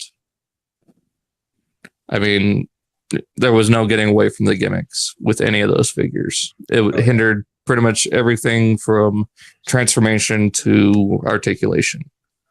I mean, they just weren't good. No. I mean, some of them had good designs, don't get me wrong, but just so like overall, as a whole, lose the Armada line. Yeah, well, maybe the whole Unicron trilogy. I was going to go there. I was going to say the Unicron trilogy as a whole, because the Cybertron might be the best one, but still, I was thinking not enough. I was thinking anything that had a cyber key needed to be gone. Essentially, the idea was fine, just wasn't necessarily executed well. It definitely worked better in the series than it ever did as a toy. Yeah, it did. And some of those recolors and mild retools that I've seen over the years, just like, God, why? I still think the best one might be Nemesis Breaker or Dark Crumple Zone. I'm going to hopefully put this up on the screen so I can see this, so everybody else can see these things. What was it? Sky Shadow? The brown and I can't remember. It was like brown and purple repaint of Jetfire. That one was really cool. Or Jetstorm. I can't remember what they called him. Probably Jetstorm, not Fire. Who knows? Was he Skyfire or Jetfire? It was Jetfire. Then he had an Australian accent, and they chopped it up to him being from Nebulos, and apparently they have Australian accents. I remember that from the series. If you're from a different planet, you might have a different accent. Well, just like the giant planet, they were all either Scottish or Irish. Yeah. That was a weird series, let's just be honest. It was. And then Soundwave being a DJ, which I can kind of see that. As an aside, I really did love the Prime Soundwave. Yes. Prime has to stay around. Yeah. Well, because even the toys were good, with the exception of the Arms Micron. And Beast Hunters. Not all the Beast Hunters were bad. Beast Hunters, the repaints. We'll say that. Yes. Okay. Go right ahead then. By all means, continue. It's another one that can meet the chopping block. Well, I can't really say anything about that because it's made for children. I was going to say Rescue Bots, but yeah, it's doing good for collectors. Yeah, that's not fair to chop that. That is for kids. I would say the US version RID from 2001. Okay. As far as the TV series, yeah, just get rid of it. But the toys go with it. I think the toys can stay. The series can go. The toys can stay because there were some solid toys from that series. Okay. Which one was that one? Was that the Car Robots? Okay. Yeah. Okay. Our RID 2015 can probably take a hike. And same with Cyberverse. Yeah, because that one, that's all part of that same. They should not have trilogized Prime. Yeah. And well, Cyberverse isn't really tied in, but to my mind, I feel like it is in some way because they're just going right off of RID, which they just have got to stop calling everything fucking RID. It's getting a little confusing at this point. Well, I mean, we got the same thing going on with War for Cybertron. It's like, are you talking about the game or the new toy line? Toy line. Although in that case, both of those toy lines are actually pretty good. I think War for Cybertron was much better than the Fall of Cybertron toy line. That's true. They had the much better engineering. They were more solid. They weren't oversimplified. Yeah, the Fall of Cybertron toys were also smaller and annoying. Which, by the way, we talked about it. How awesome would it be if Planet X got to the point that they gave us a Bruticus? Oh, I'd be all over it. Yeah. I mean, I'd be all over if they gave us a Motormaster or a Menasor. They didn't do Menasor though. No, they could. Not in War and Fall of.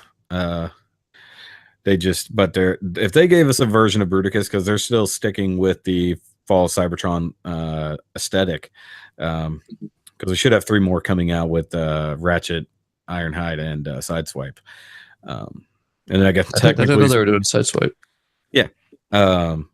Yeah, apparently everybody missed that post. I might have been the only one who saw it, but they posted pictures of the prototypes, or at least the renderings. I'd love to see Wheeljack. Their Wheeljack would be fun. I want their Bumblebee because I love that figure from the Generations line. Mm-hmm. So I would definitely want that back. So I don't want to get rid of that as a whole. Plus, I still have the Takara, Ultra Magnus, and Prime, which aren't terrible. They're just too small for what they are. Yeah. They've gone Voyager and actually given them something to do. But it is what it is. Age of Extinction and The Last Night could get out of here. The movie and the toy line. Mm-hmm. The first 3 movies, the toy line weren't that bad. They kind of dropped the ball in Dark of the Moon. Yeah, Revenge of the Fallen was like the pinnacle there. Yeah. They peaked, and then from then on, it just... They didn't skydive. They circled the toilet. By the time they kind of brought it to a flat line with Dark of the Moon, and then from then on, it was a slow spiral downwards. I want to know how somebody needs to go through and actually determine exactly how many versions of Bumblebee from the movies we have now. Like, don't make me do that. Like the actual toy. Find out how many we have, because they've already spoiled what's going to happen in the Bumblebee movie by the toy line. So there's multiple versions of Bumblebee just in that movie alone. Mm-hmm. You know, not going to spoil all of it, but the toys did. Kind of like Lego tends to do for Marvel movies. Well, a lot of those aren't accurate either. They just see a clip from the trailer. Oh, let's make that. Except for the fact they gave away Giant Man in the Lego toy long before he was ever going to be a thing.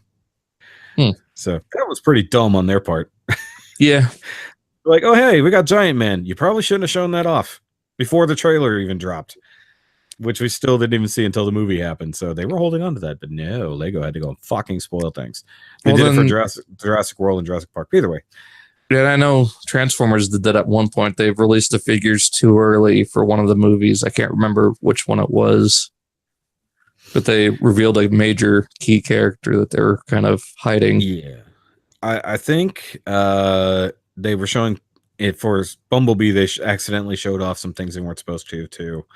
I think there were... There's controversy on some of the newer lines that have come out between Cyberverse, Siege, and the Bumblebee movie. Whereas some of the toys, they're all like, wait, which line does this actually belong to? You just kind of blanket through these out there. And they're like, oh, hey, here's a new version of Megatron. That's clearly not Cyberverse. Where does this one go? Like, which Megatron is this? Is Megatron actually going to be in the Bumblebee movie? Which he technically shouldn't be, but they've already spoiled Starscream one way or another, depending on which way they actually end up going with it in the final renders. But there was talk where he wasn't going to be in the movie, and that was Blitzwing, which are still insisting that that's Blitzwing in the trailer, but then they show Seekers. The little tank Blitzwing too. Yeah. So and then the toys give it all away. So, but when it comes to The Last Night and other of the movies, there, are you going to eliminate the new studio series as well, or are you going to leave those intact because they're separate toy line? I don't know, because I've not picked up any of those figures, so I don't know. I don't have any opinion on them. But you've seen the leader class, the Grimlock and the Blackout. The Grimlock looks cool. I'll give it that. Some of those designs were interesting, but just the movies themselves were garbage. The movies were garbage, but I thought the toys for the Dinobots were also really bad. Yeah, they were. Yeah, just every version of Grimlock ended up being the same damn thing, just in different sizes, and those are just overly done. And could they give it to us in the right color ever? He was never orange. They were never a Super Sentai team of Dinobots. Although I did like the G1 recolors of them. That was kind of good. That the SDCC set. Yeah, that was cool. It wasn't worth it. No, but it was still kind of cool for what it was. All right. Well, then they did a box set that had the G1 style heads later on. Oh, did they? I didn't see. Yeah, it was like a 5-pack. And that was interesting to see. But I don't know. It just didn't work with those designs to give them a G1 style. No. I mean, because you got these mostly kind of like knights or samurai looking Dinobots with G1 blocky heads. No. I'm also, just because we're off on it now, I'm not a fan of the fact that they keep repurposing vehicles for different characters now. So we swapped Lamborghinis and we swapped Mercedes. So same Mercedes for a completely different character now. So Drift. Oh yeah. Drift went from being a Bugatti Veyron to an SLS. Yeah, that didn't make any sense at all. And a completely like ridiculous color scheme with the red and the black. But I mean, it makes sense that Hot Rod would definitely pick up a Lamborghini. Yeah, technically it's a different Lamborghini from the original one, or from Lockdown. Was it? Yeah, because he was an Aventador, I think, and Hot Rod was a the newer one, not the Huracan, the next one that is escaping me right now. Yeah, I'm drawing a blank.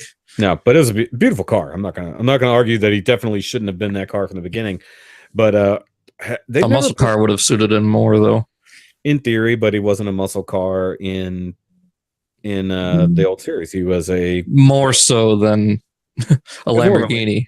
It was more of a Lamborghini looking thing, though. Maybe because odds are he's going to be in the Bumblebee movie if they haven't already announced that. So maybe we'll get a different version for that. Yeah, where he's a well, no, because they already have a Dodge that's a Decepticon, so they're gonna have to maybe make him a Mustang. Yeah, sorry, that hurt my brain. That hurt my brain. Maybe a chart. Oh yeah, Dodge Charger. Never mind. Yeah, because it's a. I think it's a satellite. I think it's a Dodge satellite to use. Plymouth. But either way. Oh yeah, Plymouth is Dodge. So yeah, it's like a B body, I think. Anyways, Steve Middendorf will know. He'll let me know. But no, it would be cool. But they haven't put out a version of Hot Rod in the Citroen form. Was it Citroen that he was at the beginning of the movie? Yeah, that weird little car. Yeah. What is it? Hold on. Now I'm second guessing that it's a Citroen, even though it's a French car. Because it was a 2CB is what it was. I just don't know if that was the right car now. Either way, no, but they've never put out a toy for that because he never technically transformed while in that mode, right? Right. And then Tour World's putting out the half-track version of him, I think. That's not him. That's the old soldier dude who was outside the castle. Well, no, the right? Half-track where the front half is like a army truck and the back half is got the treads. Oh, because the other dude's just an old tank. That's right. Yeah. Yeah, they're doing Bulldog. They're doing the Bumblebee convertible. And then I think they teased Hot Rod. No, I haven't seen that, actually. So you're ahead of me on that one. I do like the fact that there are third parties putting out movie toys that actually are worth a damn. Mm-hmm. Like Kill is probably the best one now. Yeah, I checked out Hanny's copy of that, and it was a pretty cool looking figure. Yeah, but considering it's a shell former, it cleans up super well. Yeah, it doesn't look like it hardly looks like it transforms, and maybe just look at the back, you see a couple tires, but even then. Yeah, it's like, how was this a car? like compared to any of the Hasbro versions that have come out for him. Yeah, that retool of Roadbuster was awful. Yeah, I'm just like, how is this even a thing? All right, so back on topic, just real quick. Throw out one more line that needs to go. I'm gonna sound like Chris here and say Beast Machines. Ooh, that's pretty rough. Just none of those figures looks good at all. What about the big ass Cheetor? No. Which never made sense to me why they made him the, what was it, Ultra Class? What was Supreme? Okay. Oh wow, yeah, that fire truck's still outside, just sitting there. Maybe they didn't send an ambulance. Maybe it's just a fire truck. Maybe. Yeah, nothing's on fire that I know of. Yeah. I figured the wife would have come in and yelled at me about that if something was on fire. But okay, yeah, I'm with you on virtually every one of those things, because I mean, there's some universally hated Transformers lines out there. But like personally, I didn't collect all of the things. I wasn't buying Transformers for like the longest time, and then Revenge of the Fallen Prime came out, and I'm like, I need that in my life. Yeah, he's still a great figure. I don't have it anymore, and I wish I did, because I had him and the Jetfire to go with him, which was the most annoying combination to have to do. Yeah. Not only the transformation itself, but every time you accidentally hit one of those buttons. Yeah, that was really, really annoying. Especially Prime's neck. Yeah. The combined form was actually pretty cool. I will definitely say that. Actually, who is it? Is it MMC that's putting out the Jetfire Prime? That is Perfect Effect. Perfect Effect. Where it turns into the trailer, yeah. I've always said, yeah, he's more of the Dark of the Moon Prime, but he doesn't have he's a cab over though, isn't he? Yep. He's their own kind of. It's a blend of G1 and movie, and they're even throwing in a transformation for part of it that looks like the Blackbird. Really? Okay, I missed that part because it looks pretty sick for what it is. Perfect Effect, and I know many of you guys have differing opinions on Perfect Effect's Transformers, obviously. I like them. Yeah, but in the Beast Wars stuff they've done, there's some definitely people who dislike their designs more than others. I, on the other hand, I like Gorira. I like Mega Dragon. I don't own them because they're expensive, but I want to own them. Yeah, that's where I'm at right now, is setting aside the money to get them. With me, it's more priority with official versus third party. Yeah, I mean, official is going to take priority over third party, hands down, any day of the week. Yeah, but irony, I think I definitely have more third party than officials now at this point. Even, mind you, a lot of them are legend scale, but I definitely have more. But with because I have all three leaders, not counting repaints, from Power of the Primes. I've got a few Titans Return, a couple Power of the Primes deluxes, and a couple of legends that were cheap. You know, but for the most part, like the officials, with the exception of the MPs, I do have a few MPs.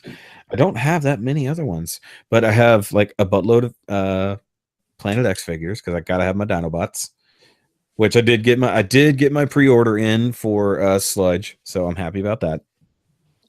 Oh yeah, they did a second run on that. Yeah, they finally have done a second run of only 500. Yeah, so I told this when I filmed with Dakota. I told him I was waiting till Friday to pay for it. I went Friday, pre-orders sold out. I was like, fuck. And as far as I know, BBTS was the only one of the main US distributors that was going to get it. I looked on TF Source and Chosen Prime. Chosen Prime still has a joint waiting list like they have for everything. But I was so mad. And then like 2 days later, I go back and it's available again. I'm like, F5, F5. Hit the fucking button. Hit the fucking button. Like I was like, okay. So I was like, I don't know if somebody canceled or by chance they got more. But I put my order in. I was like, I will have that because people are charging out the ass for that guy online. Oh yeah. And I still need the other ones. Like I just wanted to complete my Dinobot set first and foremost because if I pick up a Megatron or Insecticons, I need more Decepticons. I only have the Seekers right now. Those Insecticons are light as hell. Yeah. Oh, at TFCon, I just picked up one of the little boxes. Feather. Yeah. They're super hollow. It's like there's nothing in there. No, they're super hollow, but they're actually the detail is actually very well done. But that's not bad. They charge the same for one figure for 3, so I guess that's not too terrible. But I'll definitely try to catch them on sale. But I need Megatron to go with my Prime, even though I know he's like very simple in comparison. I don't need the Source that's coming out because I just have no connection to that character. I found that really strange that they went for that. That was out of nowhere. I kind of want the Ultra Magnus, even though he's not remotely screen accurate, but I like the white version of Prime that's on the inside. Yeah. Their Nemesis Prime, I could go either way. He's cool, but I don't know if I need him. It'd be cool to see them do the Sundicons that were in the game and then somehow figure out a combined form if they were to throw like the Nintendo DS version of Motormaster in there. Where he's got those giant wheels at the front. Huh. Yeah, that'd be interesting, actually. And then you got Hot Rod with the pipes going all the way down the front of the car. Yeah. I don't remember. He wasn't in the game, though, right? He was just in the DS version. Oh, okay. That's what you meant. Okay. Yeah, I hadn't seen that, actually. They had some pretty cool designs. That might be where they pulled Death Source from. Was he in that? I don't think he was in there. I think they're just going IDW with that. That's really strange because he does, seeing the final color images, he does have still some Fall of Cybertron aesthetic to him, even though he's totally not there. I think they did just want to get away from the idea. But what I really want is for them to do a Metroplex. Oh, God. To go with the other 2 Titans they already have in there.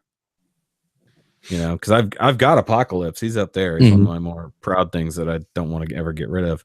I still want Omega Supreme, but yeah, that one looks so good. But nobody sells them with the fucking head tank. I was like, what's the point? Yeah. And funny story of that same friend of mine, Barrett Prime, he actually got a Omega Supreme somehow for free from Robot Kingdom. Ooh. Must have been an old lender. Well, they said that they took the money out for it. They never did. Oh, so they sent him one for free. They got paid for pretty much. Oh, weird. Yeah, I think Robot Kingdom was the only one who you could actually buy a separate head tank from. Mm-hmm. So I might have to pull that one out because they were selling the Gamadim version for like $200, I think, on Black Friday. And I was like, was it the Guardian? That's the Guardian one, yeah. Okay. So I was like, I don't need that one. I think they wasted time with the battle damage ones. I think that was just a gimmick, and they're like, yeah, nobody's buying this. Like, yeah, we already had it. Why do we want it in battle damage? I can dry brush myself. And they're not funny we say that, and we're all buying Siege. Well, I'm actually going to strip the battle damage off my Siege figures. You just do it with some rubbing alcohol. So I'm fine with it, or I could clean it up with Sideswipe, finish up the silver on the feet. Yeah, exactly. The problem is that they battle damage them in bot mode, and so nothing is straight in car mode. It just looks like random panels that are ugly. And, well, except for Sideswipe, he's perfectly clean. Yeah, because it's Sideswipe. Yeah. They've shown newer pictures of Ultra Magnus, and I am absolutely turned off by that Ultra Magnus now. See, I'm gonna have to see those newer pictures then. He's on BBTS. Okay. It's hideous. It's giant and blocky and not in a good way. See, I'm fine with that. It'll go right here with my movie bots. I mean, in the movie poster pose, dude. And the weathering is way too overdone. Like his entire chest grill is almost silver with dry brushing. Yeah, no, it's ugly. The original images we That one saw, I am gonna have to clean up then. the original images we saw made it look so much better than it does. The truck mode by itself, like the actual cab, looks like ass. It looked better in the original photos, and it's just like something happened between the original ID showing and this, or we just weren't paying attention because we thought it was really cool. But his bot mode, everything, there's no definition. Everything is just solid chunk. It just he looks like a series of big blocks. But I think his arms clean up a lot better than Prime's do. So I'll give That's him good. that. So I'll give him that part. But Now, are you talking about just the cab robot, or yeah, more or less. I don't even think he does a full cab robot. Mhm. And I need to look at it again. It's a little Voyager, Yeah, I guess. just like a head shorter than Prime. I'll have to double check it because I didn't see that in the images because they showed the cab by itself, but I don't remember that. Because he has a leader class, so it means he's going to be fucking huge. Yeah, but I also don't know. They're saying he's only like 8 inches at the top of his shoulders. That's still pretty big for what comparatively. Because Siege Prime is pretty small for what he is.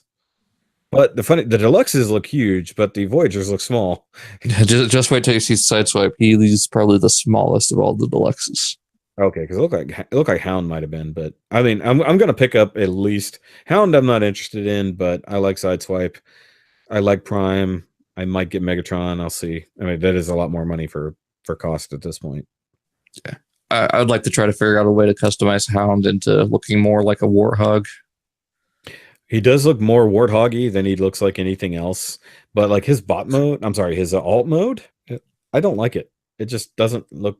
I like the Combiner Wars Hound better, vehicle wise. That's rough.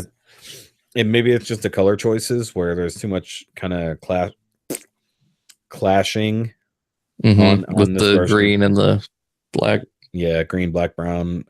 I don't know. I'll have to see. Yeah, you never know. You might like it better in hand than the pictures too. If I find him in hand, I'll give him a chance. If it looks like it's worth having, because I've never had a hound figure at all. I really want Generations Hound. I really dig that figure. I like his look. Well, if you go that way, go ahead and get the Henke one, because he's got that more kind of military green. Yeah, that's what Deluxe told me to. But I don't know, because I'm also really about the Flame Toys models and just skipping having transformation as well. And they're giving us so many more, even IDW or not IDW, depending on which way we go. That I really can't wait for that Prime and Megatron. The IDW Prime and the IDW Megatron look phenomenal. I like the Bumblebee, honestly. I think that actually looks really good. I haven't seen the Bumblebee kit. Yeah. The only one I've seen was the figure with the little Action Master backpack. Yeah, that's him. That's a model? Yeah, that's a model kit with the helicopter backpack. Yeah. I thought that was just a straight up figure. No, I'm thinking of the one with the giant wheels. Oh, no. This is he's got like the lift, the like not a rocket pack, but it looks like a kind of a tilt rotor pack. But no, that's a model. They showed off prototype for the Hound model as well, which is weird looking. I'm gonna have to see that one finished before I make a judgment call. They showed off the other Seekers. So they've got Thundercracker and Skywarp. Which duh. Like if they'd stupid not to do them. If they did Nemesis Prime, but then didn't give us the other Seekers, that would be a ridiculous thing. I'm just hoping they're not event exclusives. Yeah. Well, then again, they'll probably be up on USA Gundam Store for $35. Same price as the original. Yeah. Actually, this Friday, I'm going to order my Starscream from probably TF Source. They're the only ones I know that have it right now. So I want that. If I hadn't already spent a buttload of money this past Friday, I would have bought it. But that's where I bought, my new toys here. And I had to catch up on comic books last week. Well, just wait. They'll end up doing the cone heads too. I thought about that, which is going to be weird because the cone is part of his backpack for Starscream. So that's going to be a little bit different. They might have probably to pull an MP and no, because the MPs used the actual head for the cone, didn't they? Yeah. So they're going to have to figure that out. Yeah, so this will be interesting. But they might just do all new molds. But they would have to change. Yeah, They might alter skip the them mold. because those they might skip them because those aren't direct recolors. That's a lot of retooling for the wings and everything. So they might skip the cone heads. They could just start off with ramjet, and then from there it's just a matter of the wings and the cannons. Yeah, pretty much. So that's why I think they might get lazy and skip those. To be totally honest with that, but I would like to see. Sunstorm or Acid Storm will be your event exclusives. And I want those, to be honest. I have not bought the Planet X versions, but I do want them because they do. Yeah, that Sunstorm is gorgeous. It's 69 right now on BBTS. Super tempting. I almost bought, like, if I hadn't already gotten Starscream and had already ordered the other two, I would have just bought the 6-pack. They're doing a 6-pack, huh? Well, it was all 5 plus Ghost Starscream. That'd have been awesome. So they did an event. They did I think it was FTCC, clear Starscream. So I just did. It's like you're basically buying 6 of the exact same thing because they all come with the same stuff, with the exception of, I think Starscream's the only one who comes with the actual crown. The other ones don't.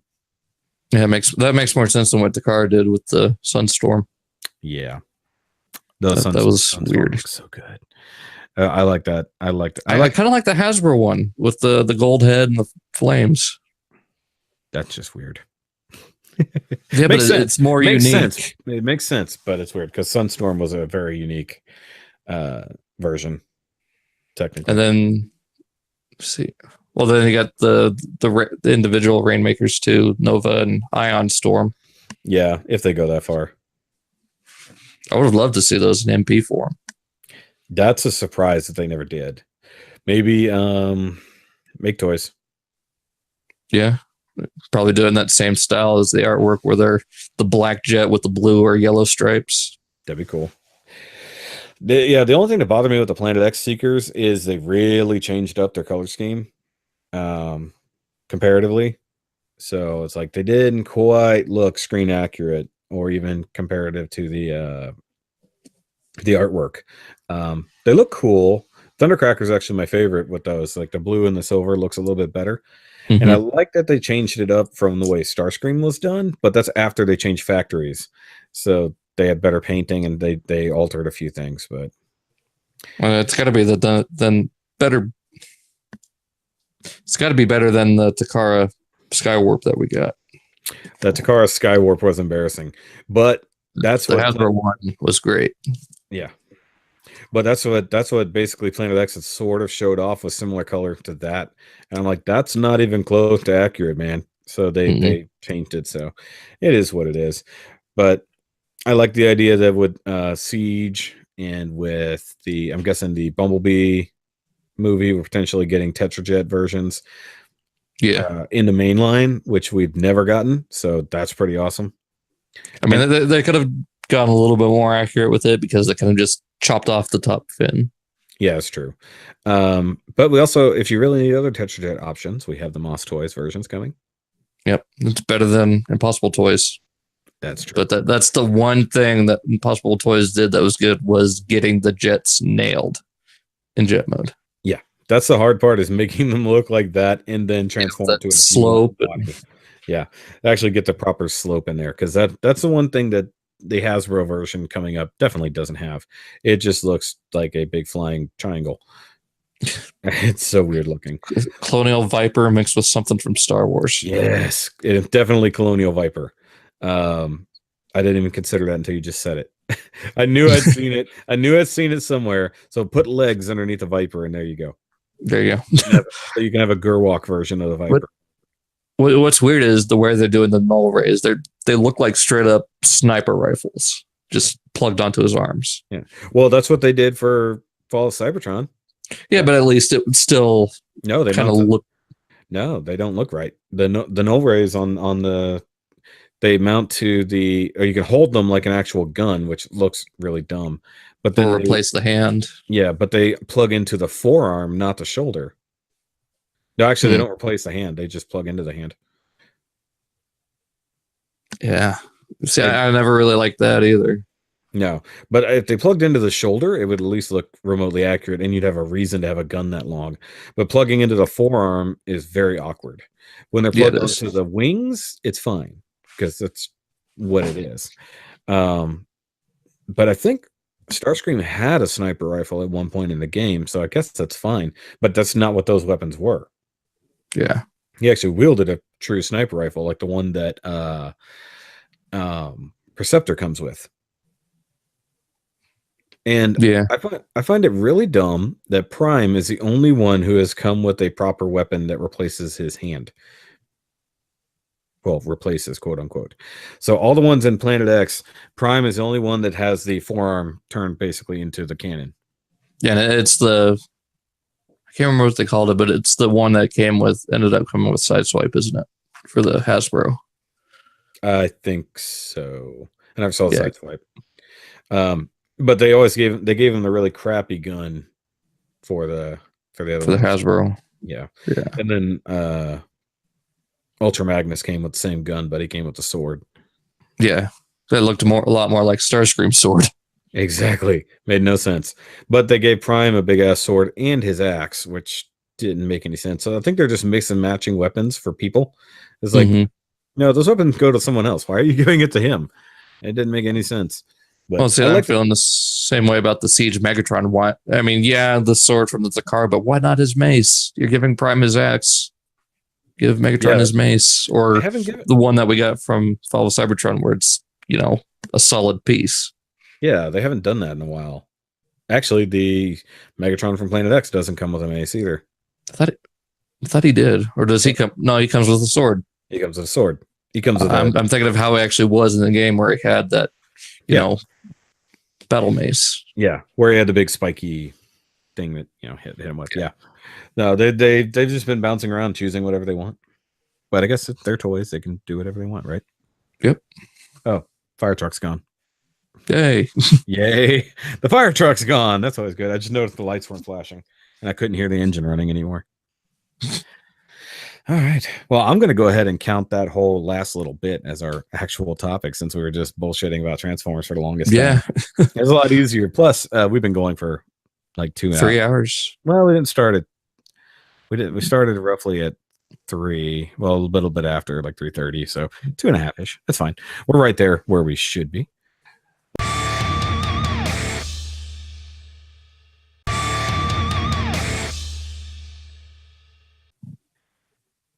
All right, guys. All right.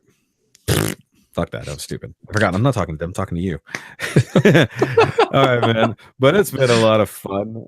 It's actually good because, like, you and I have never actually really got to sit down and talk. No, we really haven't. Usually I'm like quiet as a mouse whenever we're on Off the Runner, just focusing on the build, that I just kind of just zone out completely. Yeah, because every now and then you just pop up and I'm like, oh shit, Dalton's still here. It's like I didn't even realize. It's like, hi guys, because I get used to the other chats where somebody's hosting but they're not involved, so they're not talking. So you're just kind of sitting over there to the side, and then all of a sudden you poke in. It's like, who was that? Like, I didn't actually realize your voice over anyone else's for like the first couple of weeks I was on Off the Runner, because because it never like popped over to you or anything. So I'm like, who is Dalton? I don't even know who the hell Dalton is. Well, I think it's just because my voice is just at such a low register, it doesn't pop up a lot on the camera. It could do.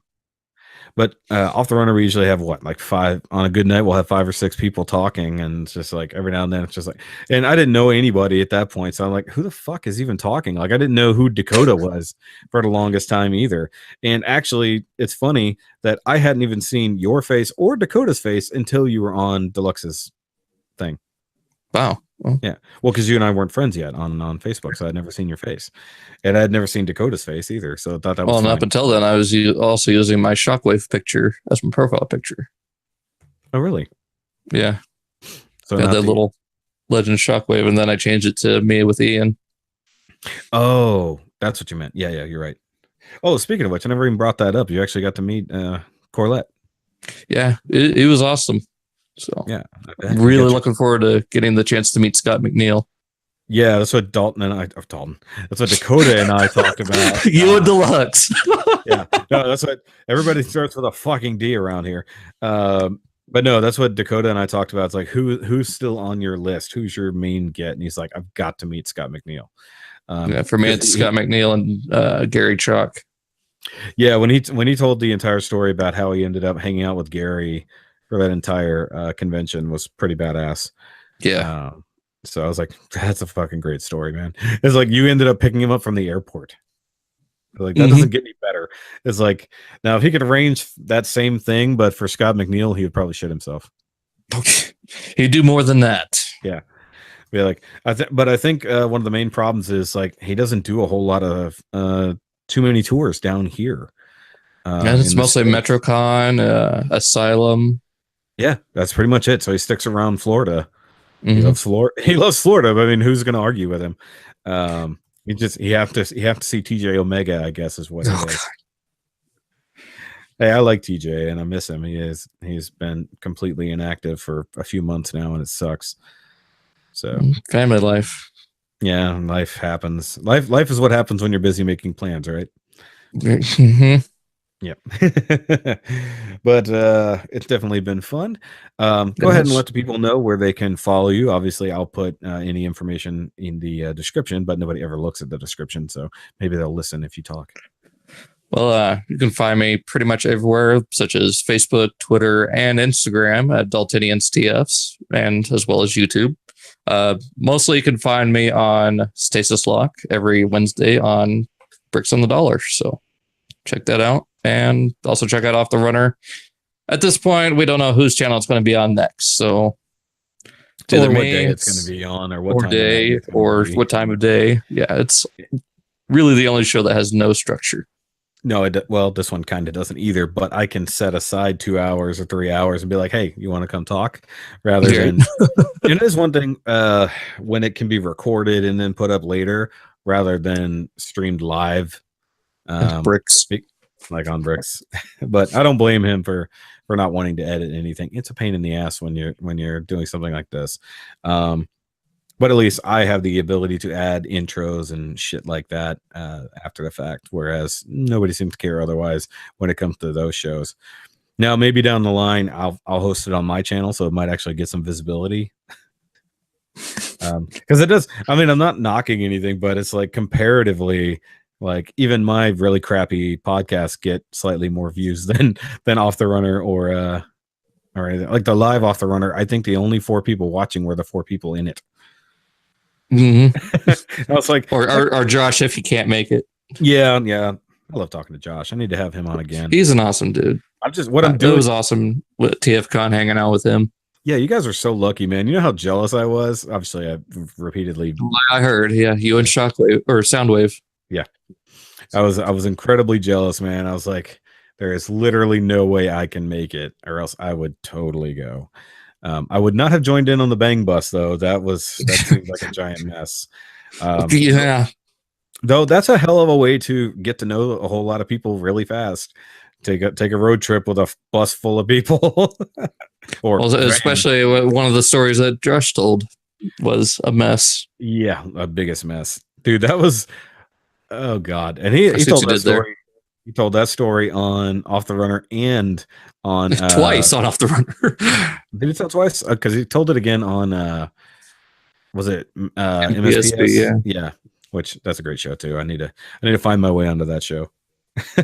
Yeah, it's like I'm approaching that Hurricane BX level of horror status. Yeah, and now you're over here. Well, basically what I do is I'm just taking Matt's sloppy seconds at this point and extending it out. Yeah. So I always say that Matt is just a condensed version of my show, except lately he's been doing really long, almost hour long. Especially with like Bobby and Robert D, Dust, and today's episode. Yeah, well, today you saw my post. Yeah, like, 4 minutes shy. 4 minutes shy, because I even close told him, enough. I'd say that's close enough. Yeah, the night he had Bobby on, I watched the whole thing, even though I had to be up at 4 a.m. And I messaged him after. I was like, dude, that was a great. Or I sent him the link for the T-shirt so I could show him that I put his quote on there. And then I told him, I was like, dude, I will be there to mock you when you hit 2 hours, man. It's like, you're gonna do it. You can't avoid it. And boom, there he is. Now, mind you, it was a completely unstructured kind of open deal. And the one time I did an open Nerdcast where anybody could just jump in at any given point, we went for 5 hours. Oh my God. I can't say anything. But, you know, whether we had a structure like going through specific questions like this, or like what I did with unboxing art, and we're just bullshitting about whatever we come up with, we're still going to go for several hours. It's fun. To me, it's hard to limit the conversation. It's like I'd rather deal with the extra hour or two rather than cut it short. But Matt's got his own gig and it's working out for him, so I'm not going to say anything about it. I enjoy his shows, so it is what it is. And like, if you pay attention, mine was the shortest version today. Well, mine was really short too. Well, I was on for like 30 seconds. Okay, then yours was even shorter. Because mine, I think he knew what would happen if I stuck around too long. But I was trying to get breakfast ready, so I think he was being both polite and trying to shovel me off at the same time. It's like I do. He's a great dude. I really hope to have Bobby on sometime soon. I think I've said it in the last 7 episodes so far. I want to have Bobby on. just slide up in his DMs or something. Well, I talked to him on occasion, actually. I was sending him messages via Twitter, because for some reason the only way I thought about messaging him, despite the fact Facebook works fine. It just did not occur to me to send him a message via Facebook. What was really funny the other day, I got, because he posted the thing about Christmas trees. And I don't know if you caught the argument that I was having on there where I said my wife would not allow me my Gundam tree topper. And so he's like, have her PM me and we'll talk about this. So I have. So I did. He's like, I'll straighten this whole thing out. And that was on 30 Minutes, wasn't it? No. Well, yeah, I mentioned it in the comments, but he didn't go there. But this was like the weekend, or like a few days before that. But if you actually go to the post on the Skullface page, you'll see that. But I updated it today because the Gundam is on top of the tree. Yeah, again. I saw that. But so is her tree topper, so it's a compromise. We just had to make it work. Just get you one and spray paint it gold or something, make it a little bit more festive. It looks. I have it painted like Santa Claus. Have you not? I have to look at it again. I just saw the green one. Huh? The green one. It looked like it was a green one. No, it's red. No, go watch my if you get a chance, go back and watch my Christmas Gundam review from 2 years ago. It's my Wing Gundam Noel. It's like, are you looking at it right now on your phone? So I'm like watching. Oh, no, that's Harold. Okay, never mind. Okay. No, okay, yeah. No. But no, go back and look at it, because I posted it and Bobby liked it. But the funny thing is, like, because he talked to her, she said what was going on, then he came back and said, well, just get a whole second tree and you nerd up your tree and she can have her traditional. I'm like, damn it, Bobby, now I gotta go buy my own. I gotta go buy another. Just get one of those little foot tall ones. Yeah, I was like, wait, no, that was Harold. Was it Harold that had the SD tree? Yeah, that was actually really cute. Honestly, I really want to do that now, because I have my angel guy that's like right here. It's my petite guy with angel wings, so that would actually be a perfcally good. Well, then use balls as the ornament. I wanted to put Haros on the tree and she wouldn't let me. So it's like, because I believe Harold did that. I think he had that. But either way, but no, I updated the pictures. I sent Bobby the pictures on there. I was like, see, look, there's my tree. Because he was thinking I'm just slapping whatever Gundam on top of the tree. He's not a big Gundam fan, but I clearly had no concept of what I did. So I posted the pictures of when I painted it, like when it was brand new. And he's like, man, that's beautiful. He's like, come on, you gotta. It's like he didn't know what I was talking about. And he's like, oh man. It's like he wasn't gonna take it back, but I think he sort of changed his vibe. So I posted it now. It's like, we compromised. We both have our tree top. And I didn't have to buy a second tree. There you go. If I had room in here, maybe. You know, this room is full. Like, actually, here, let me pivot the camera just ever so slightly. I moved my other half of a table in here, so now I'm in a U-shaped situation. So I'm going to be building on this table to my right here, where everything is stacked. I'm going to be building on that table, which this camera is going to actually be very handy for. And then my stuff that's up for review will be on this table on this side. Otherwise, everything is on the same table, and that gets very, very difficult. I think I just went cross-eyed. You might have. Either way. So I have to go do laundry now, guys, because I've taken way too long to do this. Well, my phone's about to die too, so. Oh, hey, even better. So, all right, once again, of course, thanks for coming on and chit-chatting. Maybe one day we'll do it again, or maybe thank you for having me. I always love sitting down and talking with somebody, especially if somebody I don't know that well, which is even funnier because I got to learn some things about you because there was no way to learn anything about you. I gotta fix that. So yeah. Put some more personal stuff out there, you know. Don't be like my cousin that just posts relationship memes constantly because that's annoying. Oh, Tyler. Or Tyler. Well, hey, Tyler at least posts hard like metal stuff every now and then.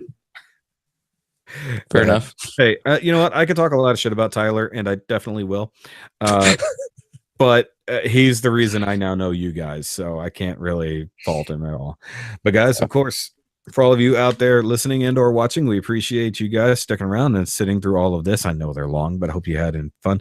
I especially thank Judd Osgood for always listening all the way through these things because he lets me know he does.